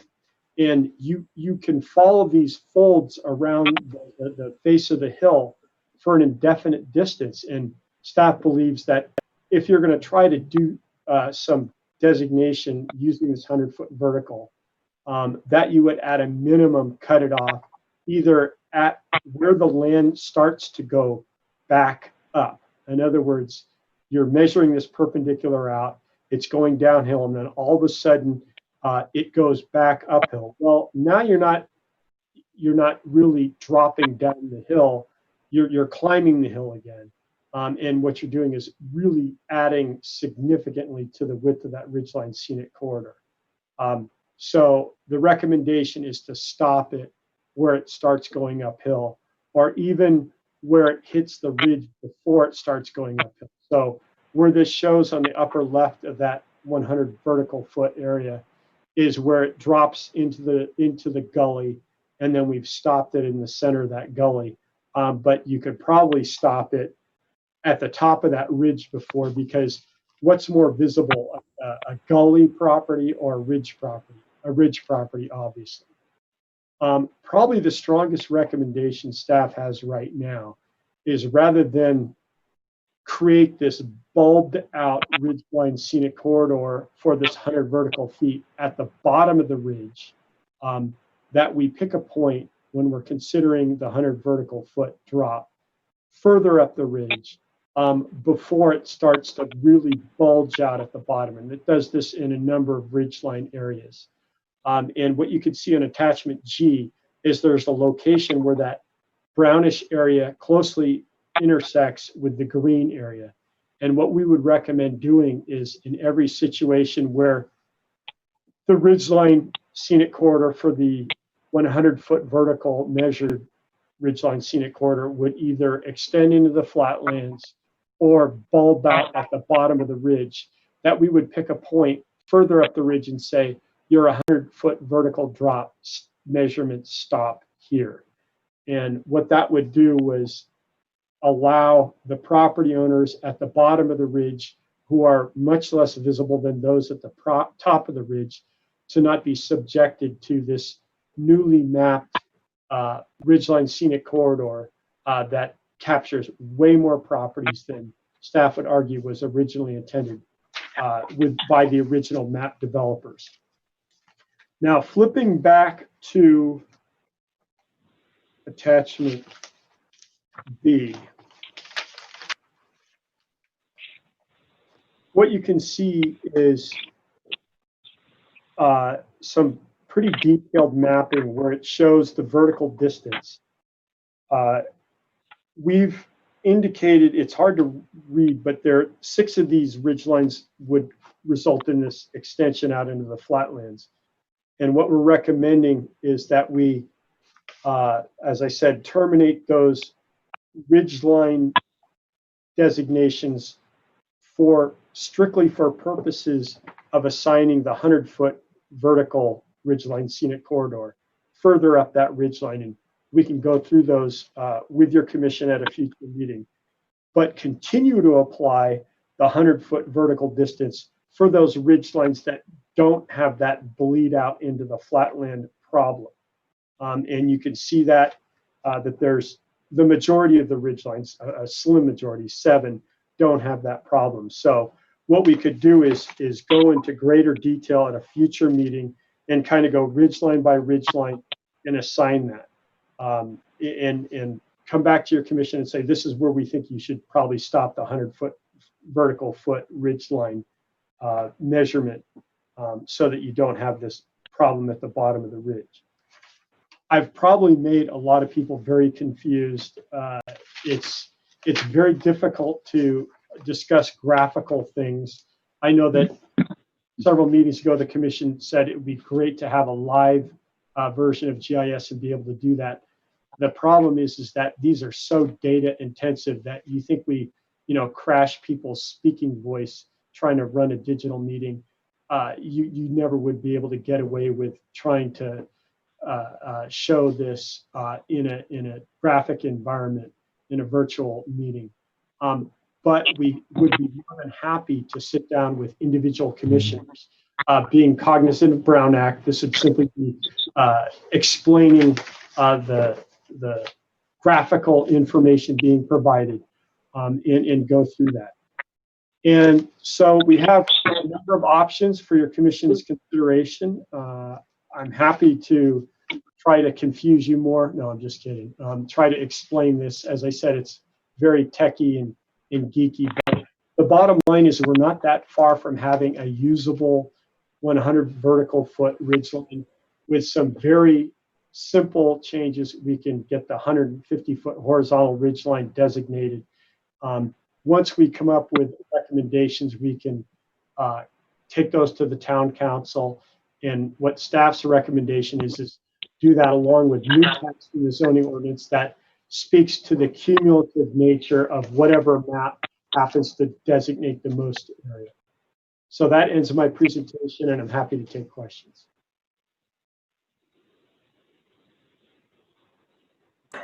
I have a question. Okay, let's hear it. So I really support the Wallace Roberts Todd plan, which is our attachment A. And by the way, I just realized that our posted staff report on the town website doesn't have all of these maps. So when you were talking about them, I don't know that the public could see them, but at least I just tried to scroll and see if I could find them, and I couldn't see them in our packet. But so I love that. And what I start to get nervous about is the use of a hydrology map as the basis for making decisions on elevational changes and kind of stepping back from intent. Like what was the intent of these original maps? And I'm still questioning our interpretation and the methodology that we're using. And I'm and I think that the core thing from me that's turning me way off and even wanting to do anything about this is on staff report page 2. This is part of the Ridgeline Scenic Corridor where it defines, the section 17.060.020, and it's referring to, the inclusion or the definition of what's included in that as being a major ridge. But then we look at attachment B, Fairfax Ridges, and it appears to be excluding Miranda Ridge. So I do not, unless I'm interpreting this wrong, and that's the question really, am I interpreting how you've applied this concept? Because I don't want it to touch that at this time with the application in the funnel and how that might appear to the public. I just think that that's not good. But I think that whatever we decide to do, there's a lot more work to be done. I mean, I'm feeling like this should go back to the open space committee for discussion. I feel like we should all be doing like a group site visit where we're driving through the town and we're kind of looking from different key points from this Wallace Todd map and just kind of saying, okay, what is it? This says this is what we're going to protect. And so is that what we want to protect? Okay, well, what are the elevation lines at that level? Okay, that's the elevation line. And we would say from that elevation line upwards to that ridge, that falls into this ordinance. Because I think we've mucked it all up with the 100 feet and the 150. I think I should get the Lafayette city ordinance so that we can look at that. I just didn't realize this was going to get this complicated, but I'm real nervous about making any change right now. I just think the timing's off and I don't think we have enough in front of us. And I feel like we'd need a lot more public involvement. And that's my feeling right now. And I don't know how we're going to go forward now that you feel like you can't interpret the ordinance correctly. I feel like, well, what have we been interpreting up to now? And how does that mean for other applications going forward? What does this mean? And then I keep saying, well, then maybe our interpretation of what we're talking about right now must be wrong. So I'm feeling cautious tonight. Okay, let me just respond quickly. If we could have taken out the major versus minor, we would have. It was one of these things where Unfortunately, putting legends in and then changing them in a short time frame, we couldn't do it. And that's why I was trying to verbally say ignore the major and minor, because I want to emphasize that I heard from the commission last time that they didn't go for the hydrology based major and minor watershed boundary to be used as the basis for major and minor ridges, that they're all major ridges. And so I want to also state that we applied the 100 vertical foot distance to every ridge line. So even though there's something, with a little bit thicker line that's called major, and there's 3 of them, just consider anything that has the red line going down the middle of an area that's surrounded by green as, for mapping purposes, a major ridge. And we'll get that fixed by the next meeting. We just couldn't get that legend adjusted by then. In terms of its applicability, for example, to the Marinda, what you can see is that the vertical distance is shown in a slightly different pink color for the major ridge and the minor ridge, but it's still the 100-foot vertical distance. So for the next meeting, we'll eliminate that distinction too and just come up with one distance shown. And so with the problem of the bleed out into the flatlands, the ridges that don't go down too far, you can apply that 100-foot vertical as is right now. So 7 of the ridges work just fine with a 100-foot vertical, even though it adds a lot of property. And this is another question, is that, that for that Marinda area, you could take probably close to half of the Willow neighborhood and say, we're adding you to the HRD regulations because you're now in the Ridgeline Scenic Corridor as defined clearly by our current zoning ordinance. So I know you're concerned about, it being muddled and stuff like that. I would argue that it's actually pretty straightforward. The question is do you want to apply that? Because for where the ridge goes down too far, yeah, you got a problem. For where the ridge doesn't, we're now applying that 100-foot vertical based on the historic boundary or the historic ridge line. And it's just incorporating a lot more property because when you're dropping 100 vertical feet off that ridge line, you're going a lot further than 150 horizontal feet. But I'm happy to do whatever the commission directs. Commissioner Swift has her hand up. So obviously having parcels on the floor was not the intent of this. The intent of this, when you look at the code, is to conserve our scenic resources,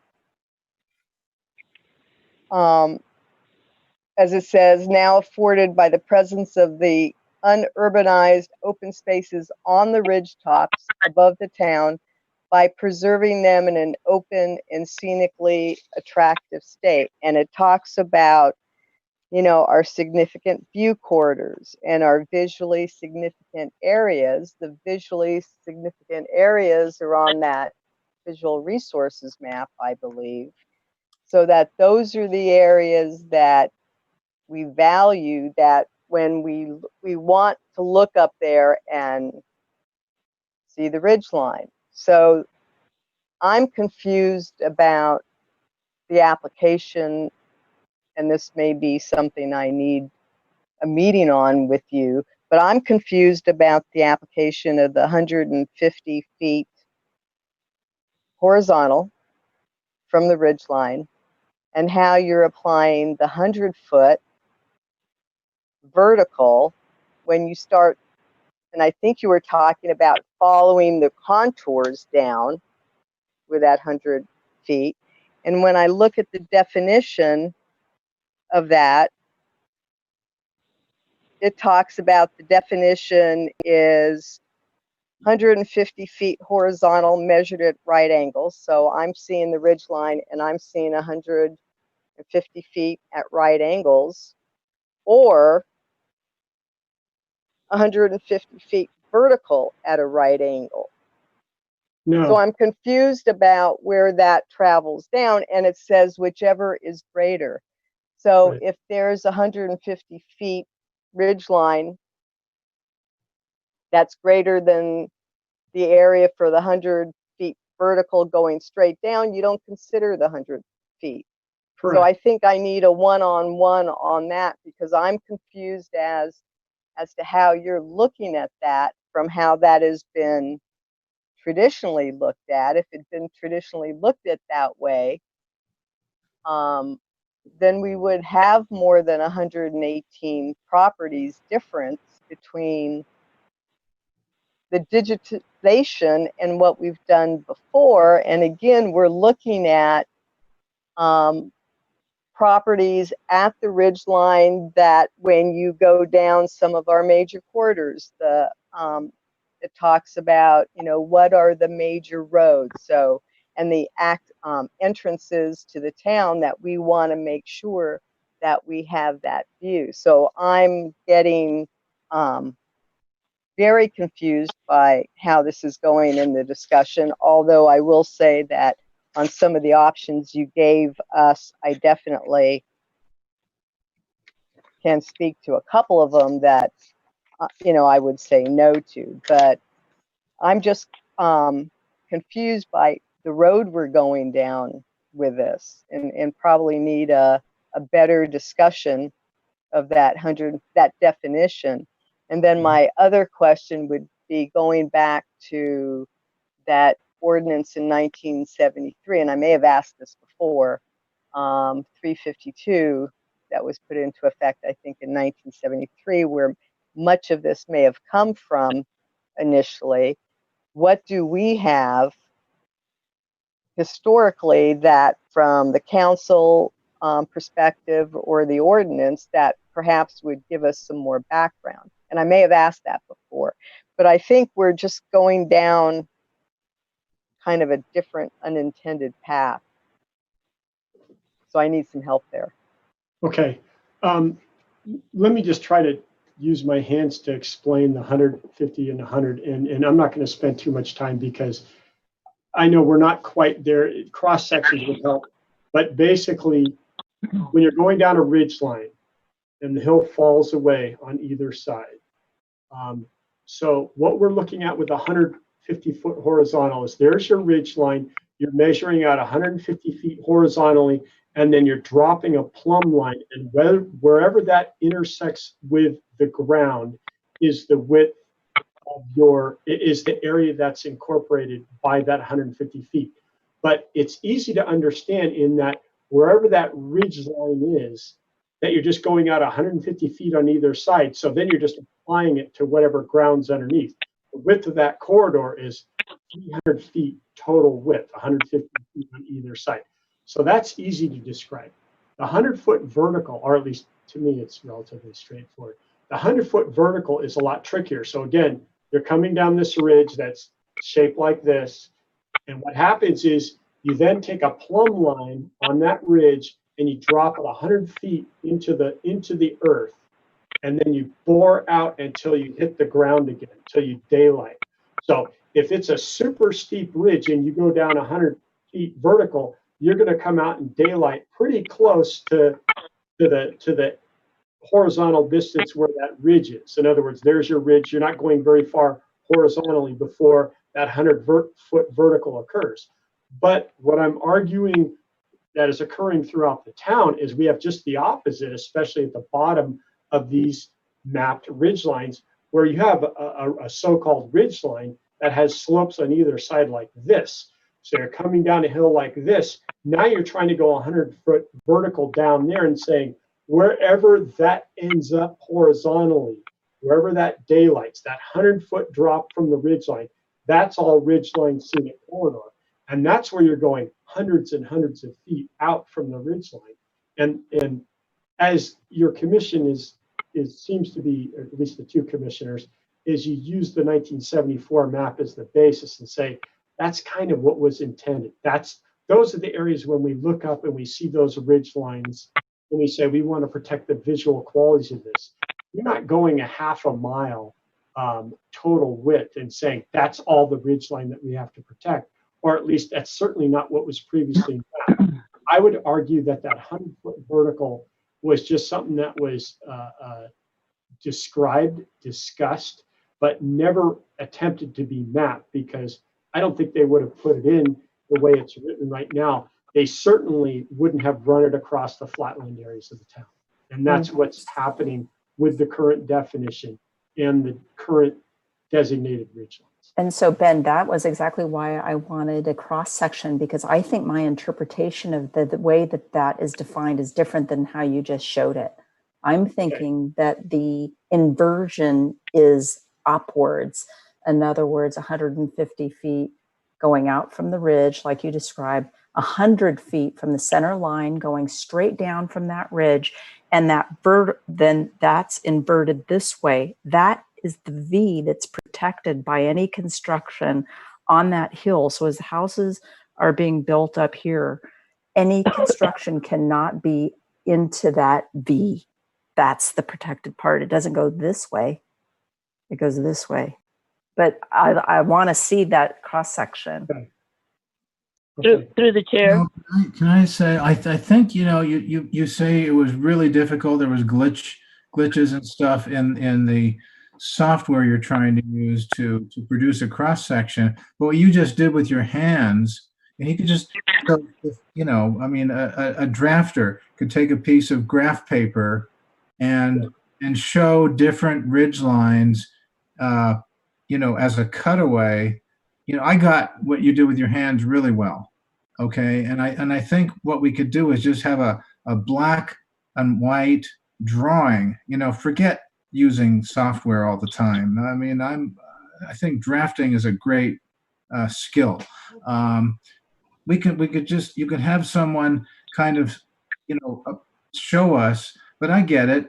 The flatter that ridge line is, and if you talk about the 100-foot drop straight down from it, then that's going to go out pretty broad if you have a flat ridge line. But if you have a tall ridge line with this kind of ridge line as opposed to this kind of ridge line, I get it. And then your 100-foot straight down and vertically out. Horizontally straight out from that, both sides, makes more sense. So it's like whichever it's one or the other. And I see the point. I don't, frankly think this should be 150 or 100. I think it should be higher, more feet, but to keep the ridgeline visually safe. But anyway, that's just me.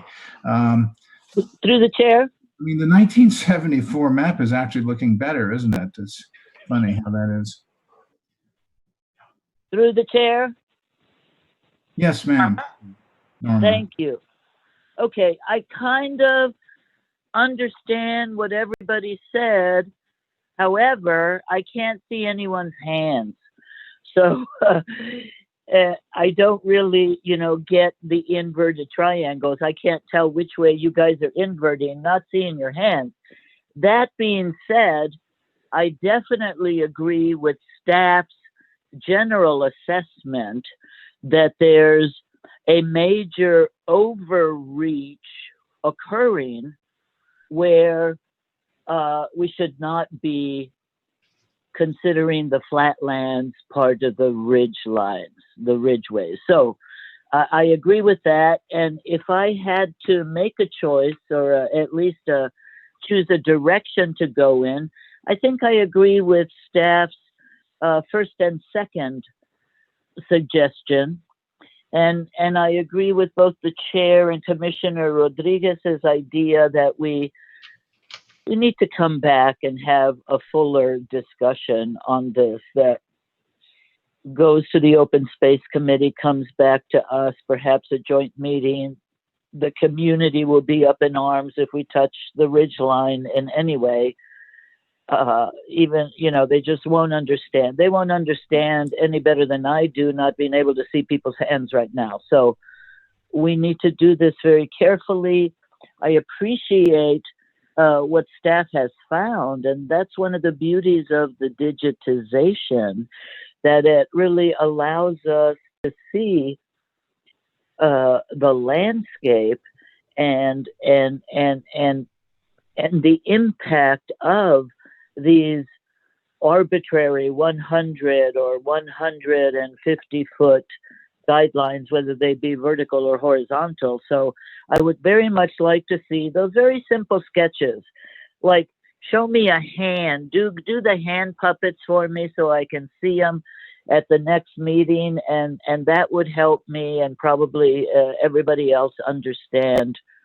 And then I appreciate this coming forward, and you know, we'll move forward. This will take time. I also have some concerns about any potential current developments that may be in any way impacted by this analysis. So I'll leave it at that. Thank you. So I kind of drew it out. For some reason, it's not showing on the Zoom here, but you know, you take a really sharp ridge and you draw down and you draw, you know, so yeah, obviously, the flatter the ridge is, the broader that 100-foot thing is going to go out from the ridge. So that makes a lot of sense to me. Yeah. Lots of topo maps in my backpacking days. So that makes a lot of sense. And the 150-foot thing is really kind of a different type of definition, seems to be broader, perhaps even than the in some regards. So I agree with Norma that we need to, you know, if you drew this out rather than hands, drew it out.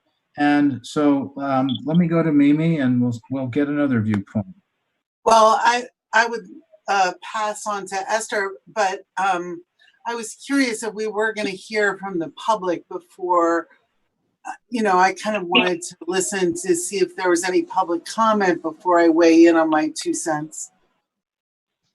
Okay, well, if the presentation is done and questions to the staff are done, we have. I think Esther has a question. Actually, I just have a quick question. Go to the section of owner questions. We have to go to the Bible. We have to talk to God about that. So let's go to the public then. Didn't Esther have a question?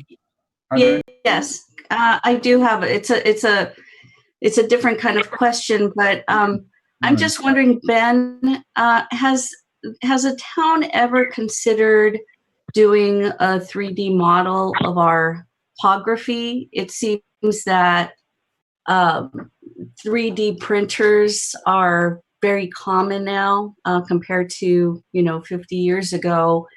And it seems that would be very helpful for evacuation, for development, for lots of things. Has that ever been discussed at, Not to my knowledge, but I can tell you this, because I've sat there and watched our GIS specialists do it, is they've got shaded relief maps now that are the next best thing. I mean, obviously it's a piece of paper, but you can, maybe you haven't, maybe you haven't, but Google Earth, you can kind of tilt the azimuth and it does that. But we can come up with a map that I dare say with the shading would give you a pretty good idea of what we're looking at with respect to the hills and the flats and the various ridges. So we could come back with something that's like that. And I could look into the cost of a 3D map. Sometimes those things get a little expensive.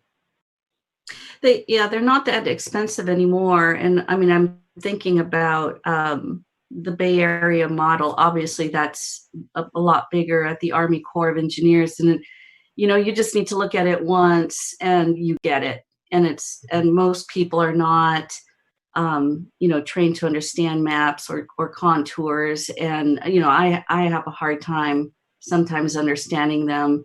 So I'm just thinking about, visuals, saving a lot of time communicating to the public.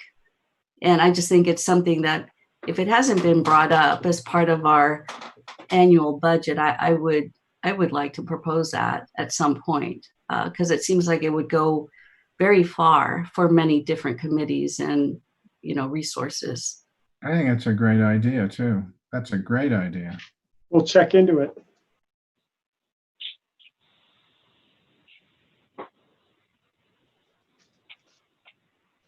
Okay, I have a question about the report. Let's see, page 2.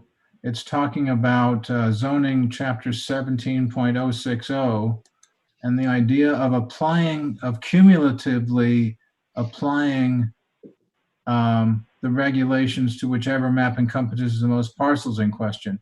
How would that work? Well, you would just have language that emphasizes that because we can layer these maps in a GIS program. We can get this on Marin Map in all likelihood, and then we would simply say, take your parcel, and people would look up their parcel by street address or assessor's parcel number, and then apply all those layers. And whichever one of those layers reaches out the furthest from that ridge, that would say where that extent of the ridgeline scenic corridor is. So you may be looking at it from the historic map, from the 150-foot horizontal, or the 100-foot vertical. All those would be separate layers. And then when you applied either those layers individually or cumulatively, you'd be looking at a particular property, and you would say whichever one of those maps encompass the most area for that particular property, that's what would govern to what extent that property is in or out of the ridgeline scenic corridor. So I want to emphasize that the way it would apply, and this is consistent with the language, but we would make it even clearer, is that whichever covers the most area, you would apply it. The challenge right now is, if you were to take that literally, we would apply it to the entire flatlands of Fairfax. Right, exactly. So, I mean, the goal here, of course, ultimately has to be clarity for an applicant, and the ability for us to enforce what we rule on for an applicant in an appeal situation.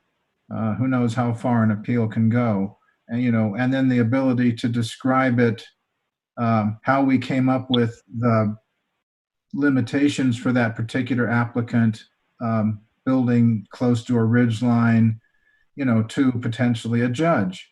And you can talk to town council about how the town's attorney rather, about how they go about, demonstrating that.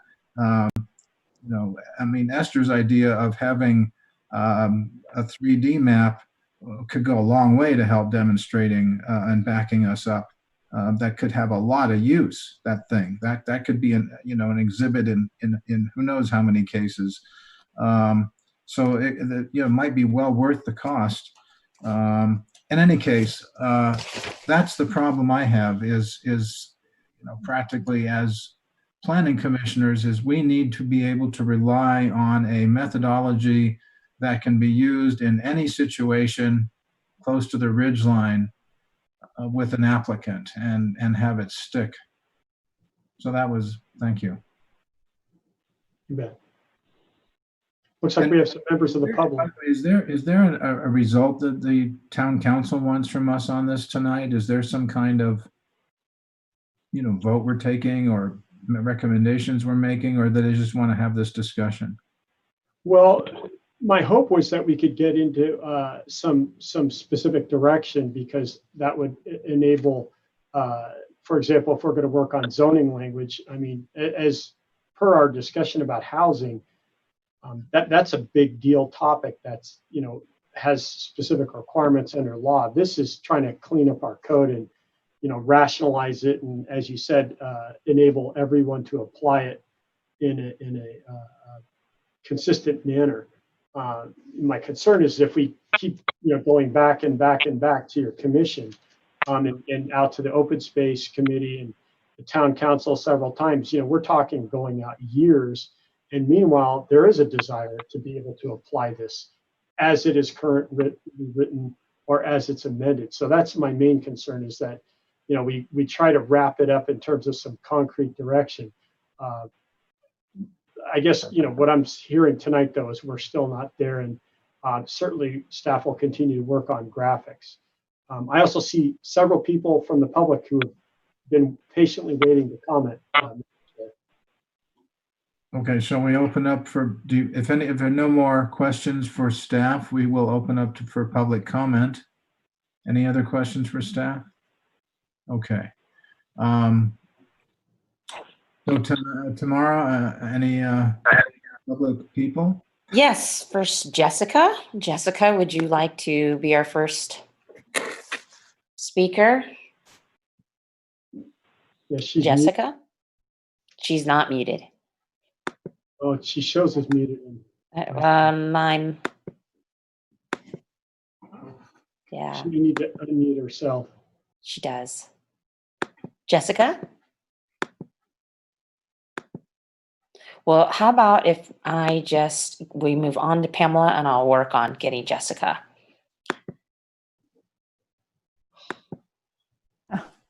Okay. Pamela. Hi, you can hear me? Hi. Yes.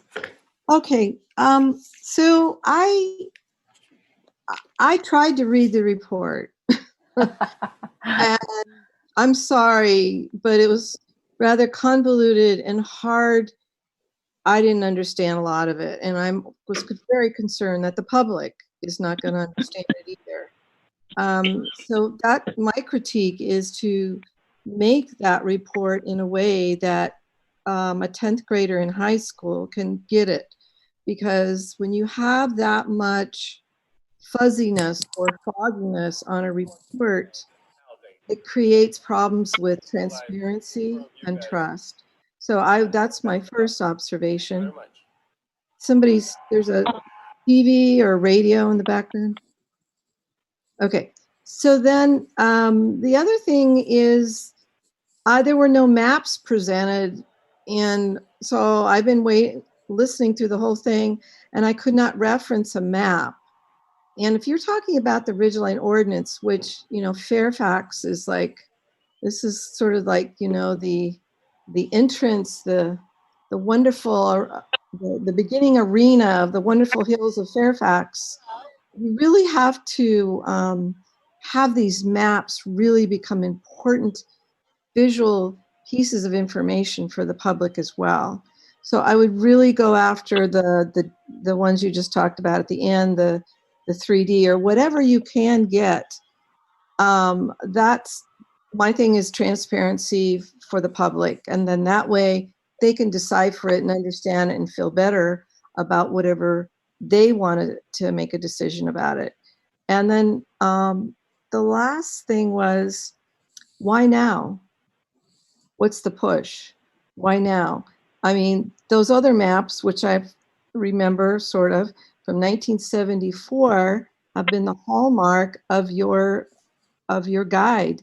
And I understand you want to clean it up, but we all know that there's a massive development coming through, or trying to come through, or maybe coming through, and there's various stories.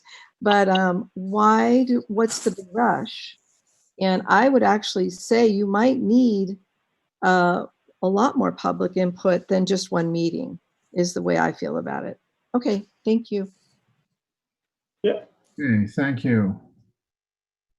You have some? Well, I just wanted to say that there was a comment that the maps weren't provided in the online version, and I just went to the town website. It takes a while to open, but all the graphics are provided there. So it may have something to do with your bandwidth, but click on that staff report and just wait, and you will see all the graphics there. Okay, I see we have 4 other hands raised. Looks like so. And next I have Mr. Frank Egger. Frank? Thank you. Thank you. Frank Egger, 13 Meadowway, Fairfax. Good conversation this evening on the Marinda Oaks Ridgeline Scenic Corridor. So I guess the question is, are they considered minor ridges? There's number one, there's the Marinda Drive ridge that goes on up past the pavement up to the top of the ridge. that then connects eastward to Oak Springs and San Anselmo. That's one side of the 99-acre parcel. The other ridge, number two, the other ridge is what we call Jolly Hill, and that's up behind St. Rita School and above Bennett House. That ridge connects to Ridgeway to the east, and it heads on up north and connects to Teresa, which goes to Oak Springs again. Both of those ridges are highly visible from Sir Francis Drake Boulevard corridor and public property on Pavilion Hill, the ball field, the parkade. Just, very highly visible scenic corridor those ridge lines are. Esther's 3D map idea of Fairfax is quite intriguing. With the application for 10 4,000 to 5,000 square foot homes with swimming pools up there on the ridge lines, redefining ridge lines at this time will create problems for the town. In 2017, Fairfax approved an ordinance that allowed a 1,200 square foot accessory building and a junior second unit to all properties in the upland residential zones, UR10 and UR7. That would be 30 units up on those ridge lines. With the environmental impact report in the process, I think it's in a process, it appears that adopting the staff recommendation declaring the ridge lines of the 99-acre parcel as minor gives the developer an advantage as Fairfax proceeds with the EIR process, if that's what's going on. It's hard telling. This EIR process has been going on, I think, a year or two. Flatlands are not considered ridgeline scenic corridor, so we should not try to confuse the issue at all. So now is not the time to redraw or redefine our ridgeline scenic corridors. We should not be creating loopholes to allow development on our ridgeline scenic corridors in the future. Thank you very much for allowing this conversation this evening. Thank you, Mr. Egger. We have Jessica Green. I'm still working on getting Jessica to speak. So if you don't mind, we're going to go ahead and move on to D. D. Lee. I'm here. Yeah, there was no map for the public.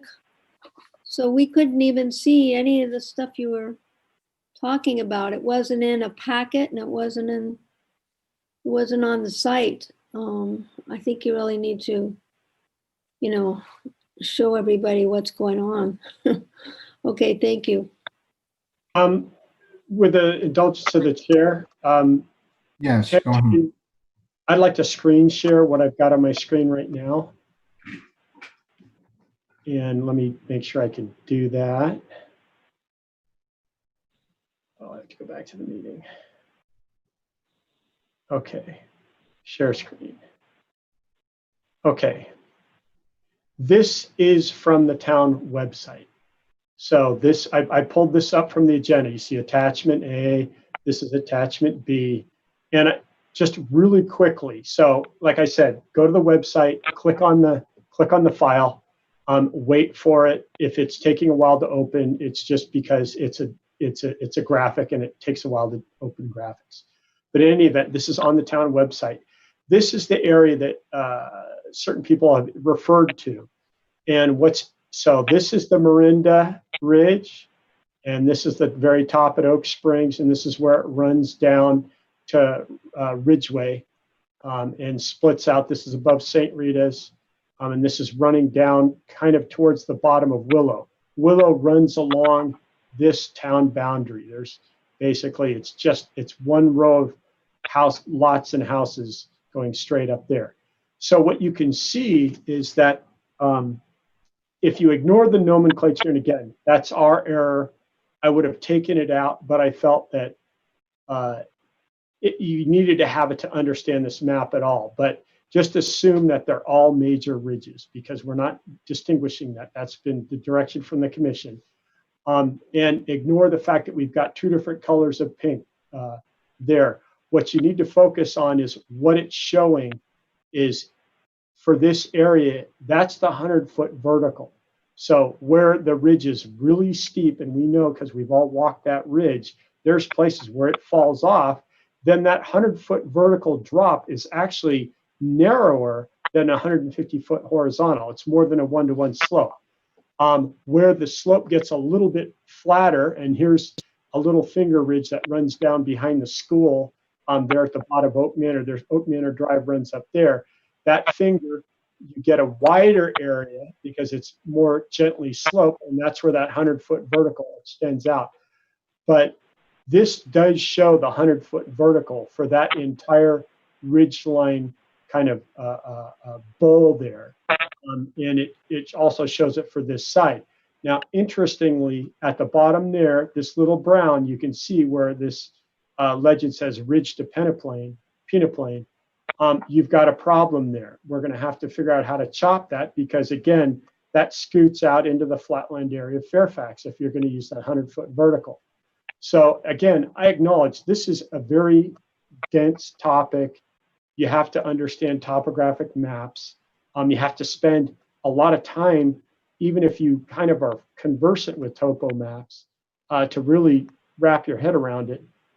Probably, if we could afford it, a 3D model would be very helpful because trying to figure out 100-foot vertical drops on something that only exists in, 2 dimensions is very difficult. So, but I just wanted to assure people that this ridge, for example, it works just fine with a 100-foot vertical. You could see where, you can just see the little finger ridges running out where it's flatter. This one extends out into the flat. This little ridge here is kind of almost ridiculous. This is the main problem because it really, even where before it hits the bottom, you're taking this pretty confined ridge line and just extending it way out. This one works as it's currently drawn. This ridge line, it was drawn in 1974 to touch 2 creeks at the bottom of the ridge. I mean, as I showed on there. This is a close-up of that 1974 map. There's stream course 1, stream course 2. So all these graphics are in the staff report. They're online, and we will continue to try to clarify what we're attempting to describe. And I agree that just doing it verbally or in a written report is almost impossible. Thank you for that screen sharing. So the bottom line for public consumption here is all the maps are available online. They may take a little while to load into your computer, but this is there they are. Correct. So yeah, this is I clicked on the staff report from the town website. We've got a pretty fast server here, and so it popped up, and other people may have a little bit more challenge, but it is there. Thank you. Let me get off share screen. Okay, I don't know if we have another member of the public. There was D. Lee, I believe. Or Bert Barsh. Bert. It is Bert's turn. Bert, would you like to speak? He's sleeping, but I'm awake. This is Valerie again. Hi. Hey.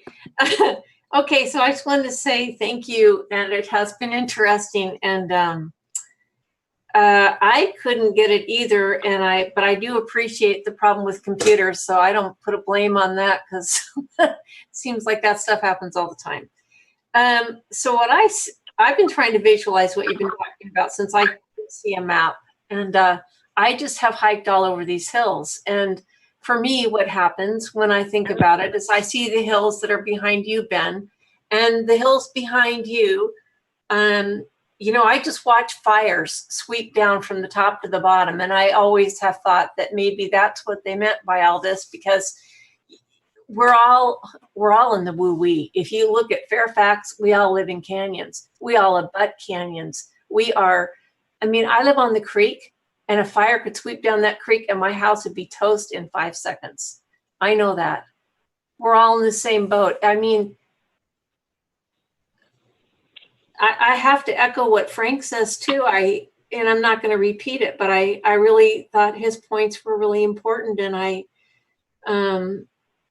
I think this needs a lot of discussion. I think as we become more and more dense, less and less capable of taking care of ourselves, especially in terms of evacuation, to me, the last thing we want to do is bring in any more density. I'm sorry, I know that's not a popular point of view, but I have no idea how we're going to get out SF Drake.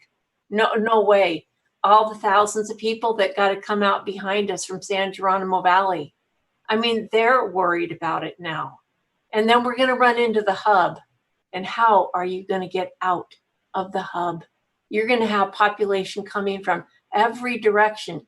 Every single hill in Fairfax is narrow and windy. All it's going to take is for one person completely panicked, backing out, doing something stupid, and they're going to block everyone behind them. I don't see how you can even consider putting any more people in this town. I'm sorry, I just need to say that. Thank you. That's it.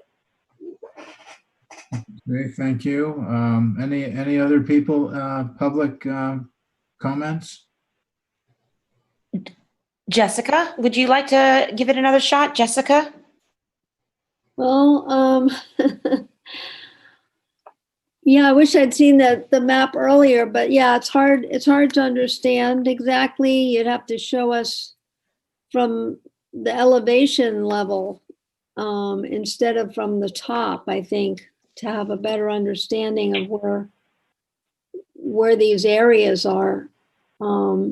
Yeah, I'm with Valerie about adding more people, and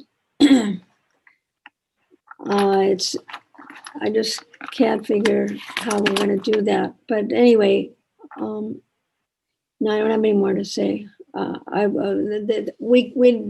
weren't in the packet, these maps, and they weren't on the agenda.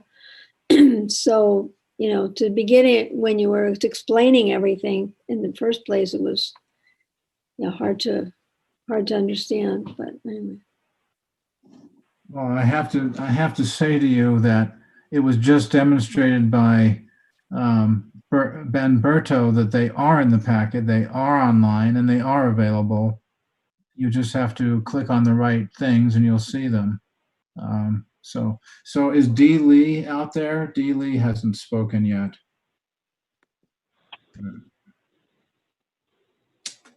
Dee Lee, you need to unmute yourself. *6, I believe.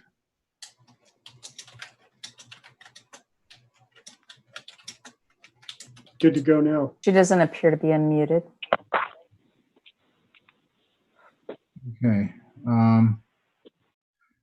Mark Bell, did you have a comment on this point?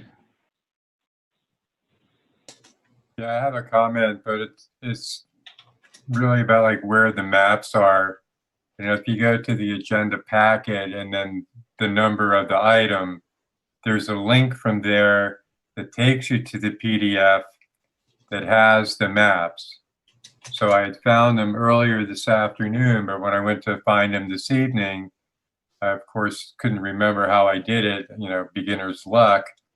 And then I went back and revisited and looked again, and then I saw that it was highlighted. So yes, they're there, but it's not just a matter of, you know, waiting for them to load. It's not going to be at the bottom of the page with the agenda packet. It's going to be on the agenda item, which explains the item, and then there's a link there that takes you to the PDFs. So everybody's correct. Finally, we have some type of way we can all coexist. Thank you very much. Okay, thanks, Mark. And we've heard from Jessica Green, so I don't see any more public hands raised. Dee Lee keeps popping in and out. I'm unmuted now. Okay, go ahead. Okay, thank you. 3 minutes. So I did find the maps by going into the agenda packet, by the way. I don't know where the confusion was, but I found them easily. It is very confusing, the 100 feet 150 feet from a point, so 300 feet into an inverted triangle. Does that mean that at any point on the ridge line, we can drop 100 feet into that, say, 300 feet, and then have a line of houses, i.e. South San Francisco, going along our ridge lines? I think that the major and minor ridge lines are relative.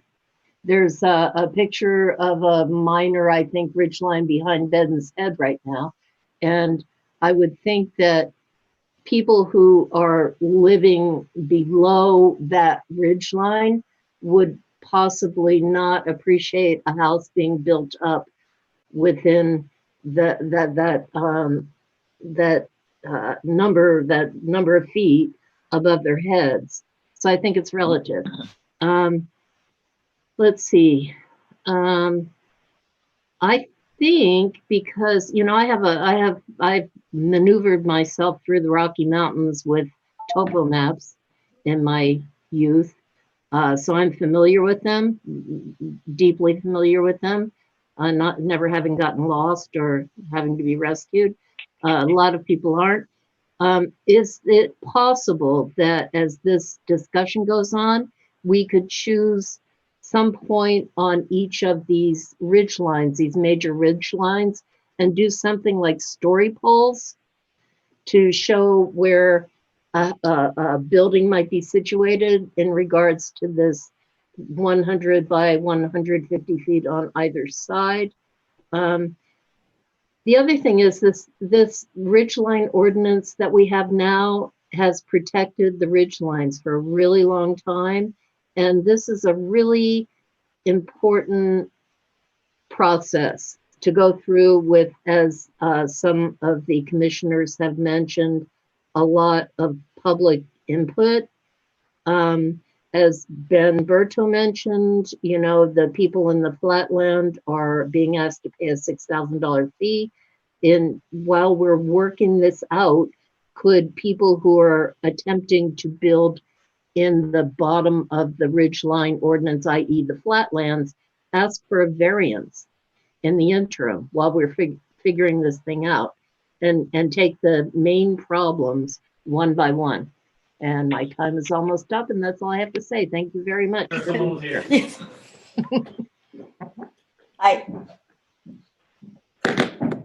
Sorry about that, about the talking there. That's okay. The police came in, made sure we were okay because I had the door open. All right. So I don't see any more members of the public waiting.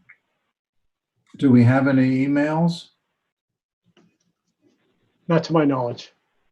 Okay, so I'll close the public comment period here and bring it back to the commission for comment. I noticed that there is at the end of the on page 7 at the top, there's of the report, there's a request for direction, and there's 4 points. So I think we need to hone in on that, and then we can kind of come to a conclusion on this particular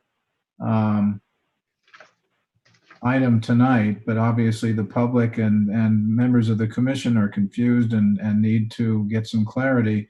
I think the idea of drawing, like I tried to show everybody how you can do that, just you know, using graph paper and a pencil would really go a long way to help understand this. Just kind of a cut through of a ridge and then demonstrating how that measurement works both ways. And then 3 different ridges, perhaps a real sharp one, a little flatter one, rounder, and then a very, you know, rounder flat area like at the end of the ridge line where we get the alluvial plain.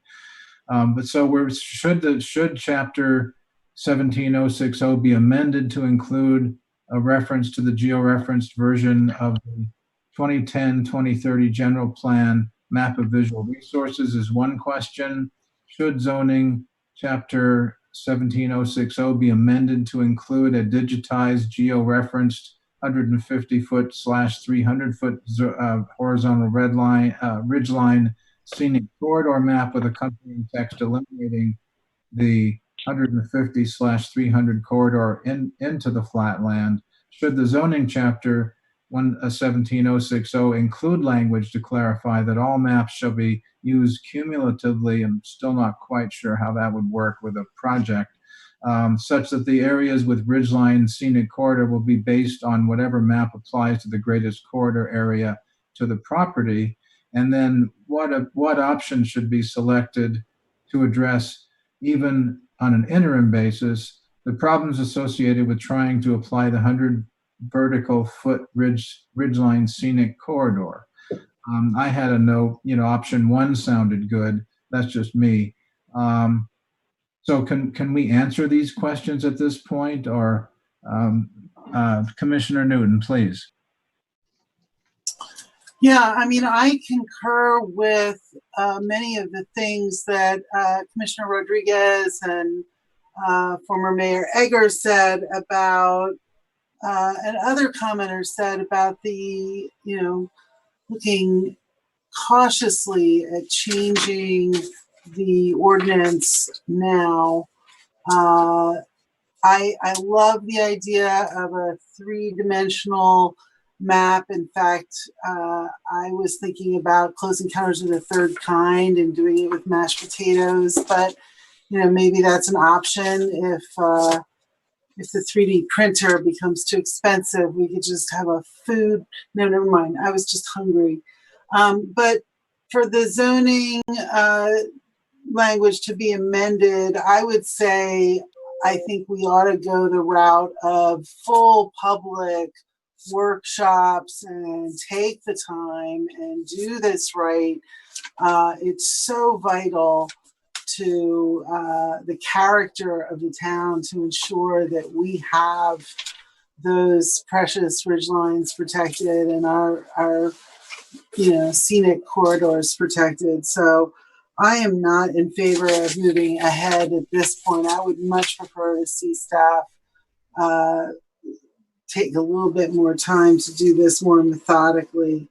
I love the idea of moving towards the digitized georeferenced map. I love the idea of being as cumulative or all-encompassing as possible in terms of how we interpret what was intended by both the 74 and I think it was amended in 80, and what people were thinking about then. I agree that nobody intended that the flat lands in Fairfax be considered, part of the ridgeline protected area. But, I also question the methodology that you're using and the need to rely on the map of the hydrological areas or the minor versus major issues. I think from my perspective, the ordinance defines major ridges as the ones on the map. And I think that's just very straightforward. So I don't get the hyperbolic sort of analysis that I feel beyond what seems to me to be pretty straightforward in terms of how the definitions in the ordinance work when you're looking at the mashed potato topographic map of the town. And I love the idea that, maybe we are looking at a different shape in terms of what's protected than the gopher that drills the vertical and then horizontal line out from the ridge,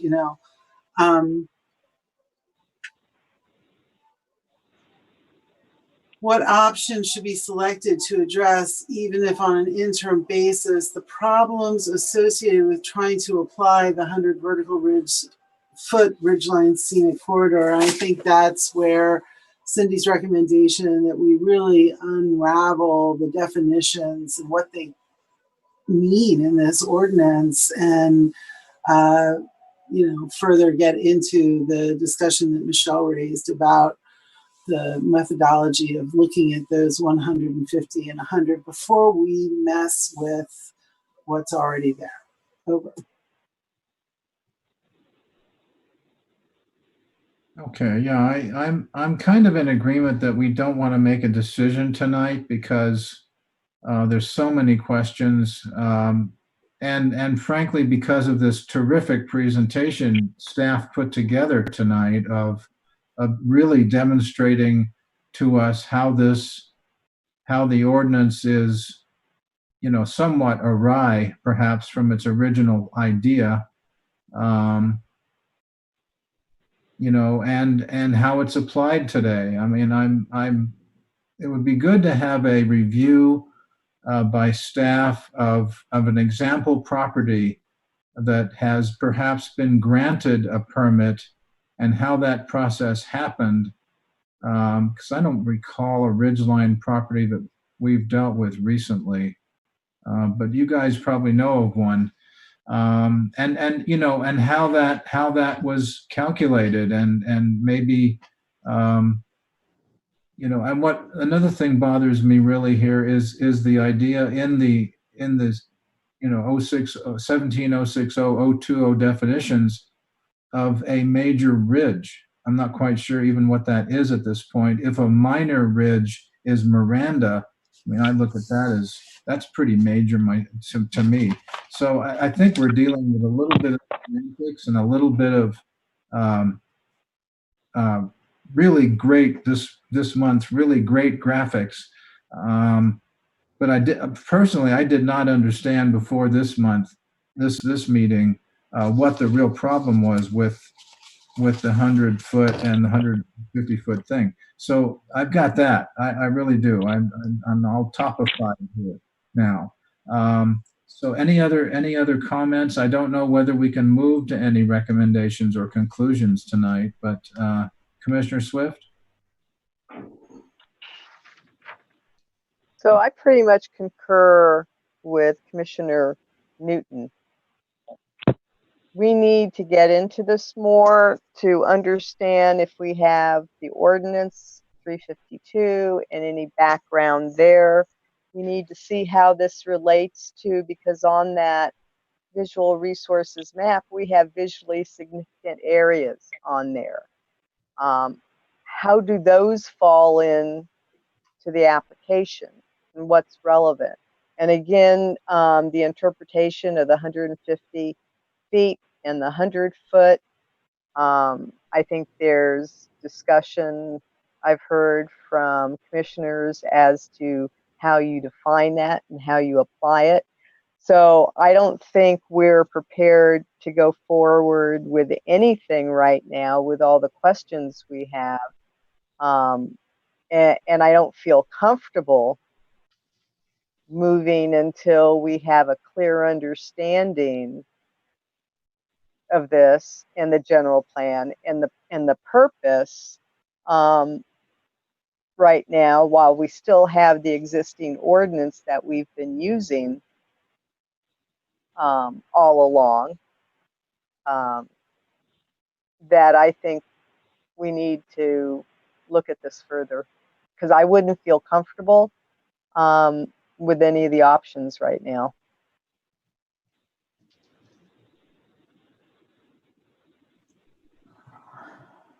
Okay, yeah, fair enough. And I think so. Do we don't need a motion to continue this or anything? I think we're kind of all seem to be on the same page that we don't have enough information, and so the direction back to staff, I guess, here is we need to get into this a little deeper. It's not just whether we're going to adopt an electronic map over the old 1974 map anymore. It's the issues with the ordinance and the definition of especially the 100-foot vertically definition. I'm and usually I'd like to move things forward and get a conclusion, but it seems like there is just too much here at this point. I mean, finally, I understand that too. So I thought it was a lot simpler than it was, but it isn't. So there we go. I would recommend that have any more comments? And then we should probably close this item pretty soon. So maybe just one more comment. Just I guess I think this presentation has proved why I felt like we really needed to apply this ordinance practically, because I could not figure out how it was being applied. And so I feel good that you're all feeling kind of the same way. And I think it's a really important exercise to go through. And I think that we should be open-minded about, again, stepping back, that if we're going to open up the ordinance, that we should be thinking about, is our intent that for dominant ridge lines, we don't want any development within 400 feet of the ridge line, and make sure that the language is clear, but yet that it allows some development on people's property. So we'll just have to be open-minded to what the intent was, and just developing really clear language, but that we have our open space committee that we should be relying on, as well as our public workshops, and that we should do some site visits ourselves together, and taking that map that we've been provided, not the staff developed one, but the Wallace Todd one, and stand at some of these key points. I'm not fearful about class 1 or 2 ridge lines. Some are just more dominant than others. And we may say that doesn't rise to the occasion of a class 1. That's a class 2, and some of these fall off, and it's based upon key sites that we visit and so on. But I'm just wondering whether we can take this on right now, given the housing element coming and so on, and what's the value. I understand the importance of it, because clearly they're having difficulty with the definition, but I'm kind of back to, what are our priorities? Is this our highest priority? I don't know. I just know we need more information. So thank you for doing this work. Yes, I agree. Thank you. I wish we could give you more direction tonight. Well, we can come back with more work. I've certainly gotten food for thought, and I see people starting to understand the context of how these could or might be applied. And so we'll keep plugging away and try to figure out a work program, and try to, a lot of it is just an understanding, feeling like people are comfortable with the concepts being presented, so that they understand if there's going to be some language changes recommended, what that entails, how it will read out in the field, so to speak. Maybe it's something we can address and include, and maybe, as just noted, we're going to be living with our 1974 Ridgeline Scenic Corridor boundaries for a while, because we obviously need to adopt something if we're going to use other definitions. But we'll come back to the commission and see what happens next time.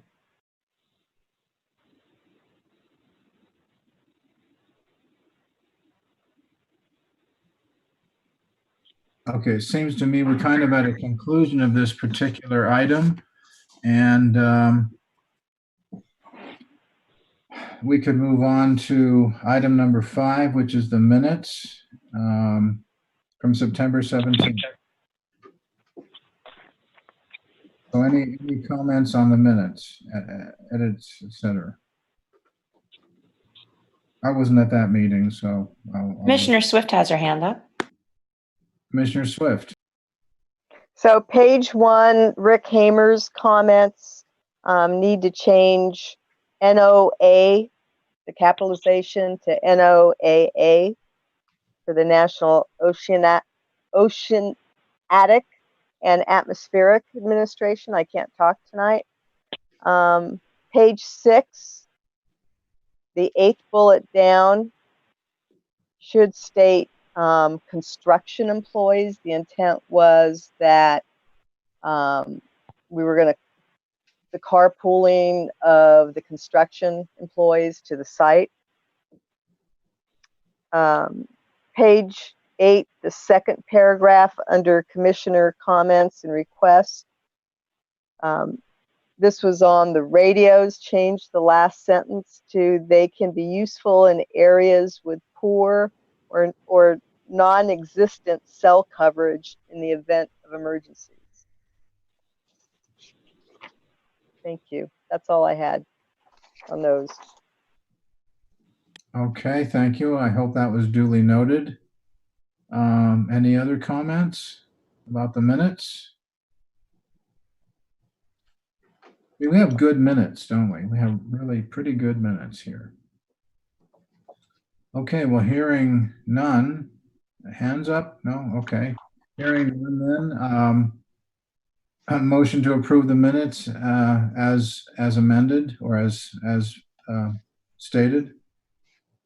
I'll move. Okay, is there a second? I'll second. Thank you. And I guess a roll call vote, please. Okay, Clark, Aye. Fregoso, Aye. Gonzalez-Parber. Abstain, I was not present. Okay, Newton, Aye. Rodriguez, Aye. Swift, Aye. and Chair Green, were you gone? You weren't there. Isn't there either? I have to abstain too. Okay.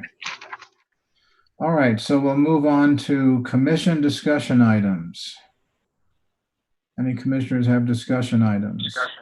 Or was it planning director commission discussion Then items? we'll have a planning director report. Through the chair, is there a commission discussion item quickly? I'd like to just ask if, to the extent possible, if staff could give us an idea of what might be coming up over the next 3 or 4 months or after the first of the year. Any heads up on a tentative schedule would be helpful. Thank you. Okay, so maybe we can include that in the planning director's report. I have a commission discussion item, and it doesn't relate to planning per se. I've discovered in Fairfax walking around town that there are a lot of people not wearing masks. Since I'm, considered an elder, I'm an at-risk person. Half of the commission, I would say, are probably in that category, and many more of us. There are bicyclists I'm talking about, who are touring through the town, obviously coming from other areas, not wearing any masks. And I think I would like to, if any of the town council are watching, I would like to see a banner across Sir Francis Drake advertising not only the farmers market, but perhaps we must wear masks. I know in Point Reyes Station, there's at the entry to all the entries to their town, they have a large signs posted that there's a $500 fine if you're caught without a mask. I'm not necessarily suggesting that, but I am suggesting that we need to get down on workers who don't wear masks. I've seen a lot of tree cutting going on when all the workers aren't wearing masks. And it's just creating a dangerous situation. So that's my commissioner discussion item. Perhaps anybody agrees. I would love to hear that. Any other discussion items? Well, I concur with the mask wearing, definitely. Thank you. We'll be through this one day, but it's going to be another half to 3/4 of a year into next year that we get through this. And I have spoken to many doctors, some of my clients, and they say this virus is more like it's going to stick with people who get it and cause issues throughout life, even when you're negatively, even when you report, test negatively, that the virus will have done damage to your body. So it's not something to treat too lightly, even for young people. I'll just drop that topic, but I thank you for your concurrence. Get home before freaking 1 o'clock in the morning. Linda, you're not muted. I'm sorry. I'm getting very tired. I hear you, Linda. I can't. I don't know how much longer I can do. So planning director's report? Yeah, I will try to trip gaily through my item. Historic work. We have hired Yarborough Architectural Resources, a very competent architect. He doesn't know if he's burned out yet. He's been living in a motel. Nonetheless, he is starting his work, which starts to consist of a reconnaissance survey and recommendations for cultural resources protection. So I won't go into detail tonight. I can bring that back at a future meeting when we have a little bit more time, but that's one of the items that's occurring. Also, along the topics of accessory dwelling units, as I alluded to earlier, there was a grant that a number of jurisdictions collaborated and Marin collaborated on, and we will putting out information regarding accessory dwelling units, try to simplify the process for people who are interested in doing that. We have an upcoming webinar. It's going to be a series of different jurisdictions every night. Fairfax, Ross, and maybe Mill Valley. I should know that, but are scheduled for November 5th at 6:30 p.m. And we will be posting that on the town website next week. So look for that. But the idea is to try to assist people, regular homeowners who are thinking about pursuing an ADU, what the process entails, what resources are available, things like that. So that's coming up. We will also be working on objective design and development standards. That will be coming back to your commission in a draft form. So a whole bunch of things circling back to the town for their consideration and betterment of protecting our existing community and its built environment. And I look forward to working with your commission on all of those items. So Ben, can you repeat the name of the contractor? Yes, it's Yarborough. It's the exact name, Yarborough Architectural. I think it's Resources. Yes, Yarborough Architectural Resources. Ed Yarborough is the gentleman. And do you know? Thank you. And do you know on the standards when you would be coming back to the Planning Commission? I don't have an exact roughly schedule now. It will be. Let me work on that and give your commission a preliminary schedule at your next meeting. Yeah, it just had to be rough. I don't, Well, it's probably, yeah, gosh, it will certainly be within 6 months and likely within 2. All right. Some preliminary work. And keep in mind, we do have a subcommittee, so some of that work will be going to them first. Okay. Planning director's report. Any other comments? Thank you very much. Comments and requests. I want to say thank you to staff. I mean, you do a fabulous, incredible job always, and it's just appreciated. Are there any other commissioners? Here. Thank you. Thank you. Any other commissioner comments or requests? I wanted to bring up that you're going to start to notice an increase of air traffic over Marin, and that is planes I'm talking about. And that's because SFO has taken on a new project called Next Generation, which is causing efficiencies in where the plane paths and in their approach to the airport is. And what that means is that historically Marin has had planes travel in the water off of West Marin and then come through the Golden Gate Bridge. They're now changing their paths to be more efficient with FAA concurrence to go from the ocean and go right over Marin to create a more direct path. So you're going to start to hear more air traffic planes. If you haven't already, just start to listen a little bit more and you'll start to hear them. And then the only other thing I wanted to mention is that the fire open space tree folks planning commission, they said they were going to contact Cindy, but I think they threw out a date of 11/6, Cindy. So I wanted to just make sure I I think it's the 16th and we're on board. Okay, good. Thank you. Okay, thank you. I have seen more planes. I definitely have. Any other commissioner comments or requests? Okay, do I hear a motion for adjournment? I'll move that we adjourn. Okay, thank you. A second? Anybody? I'll second. Thank you. And I guess we'll need a roll call vote, please.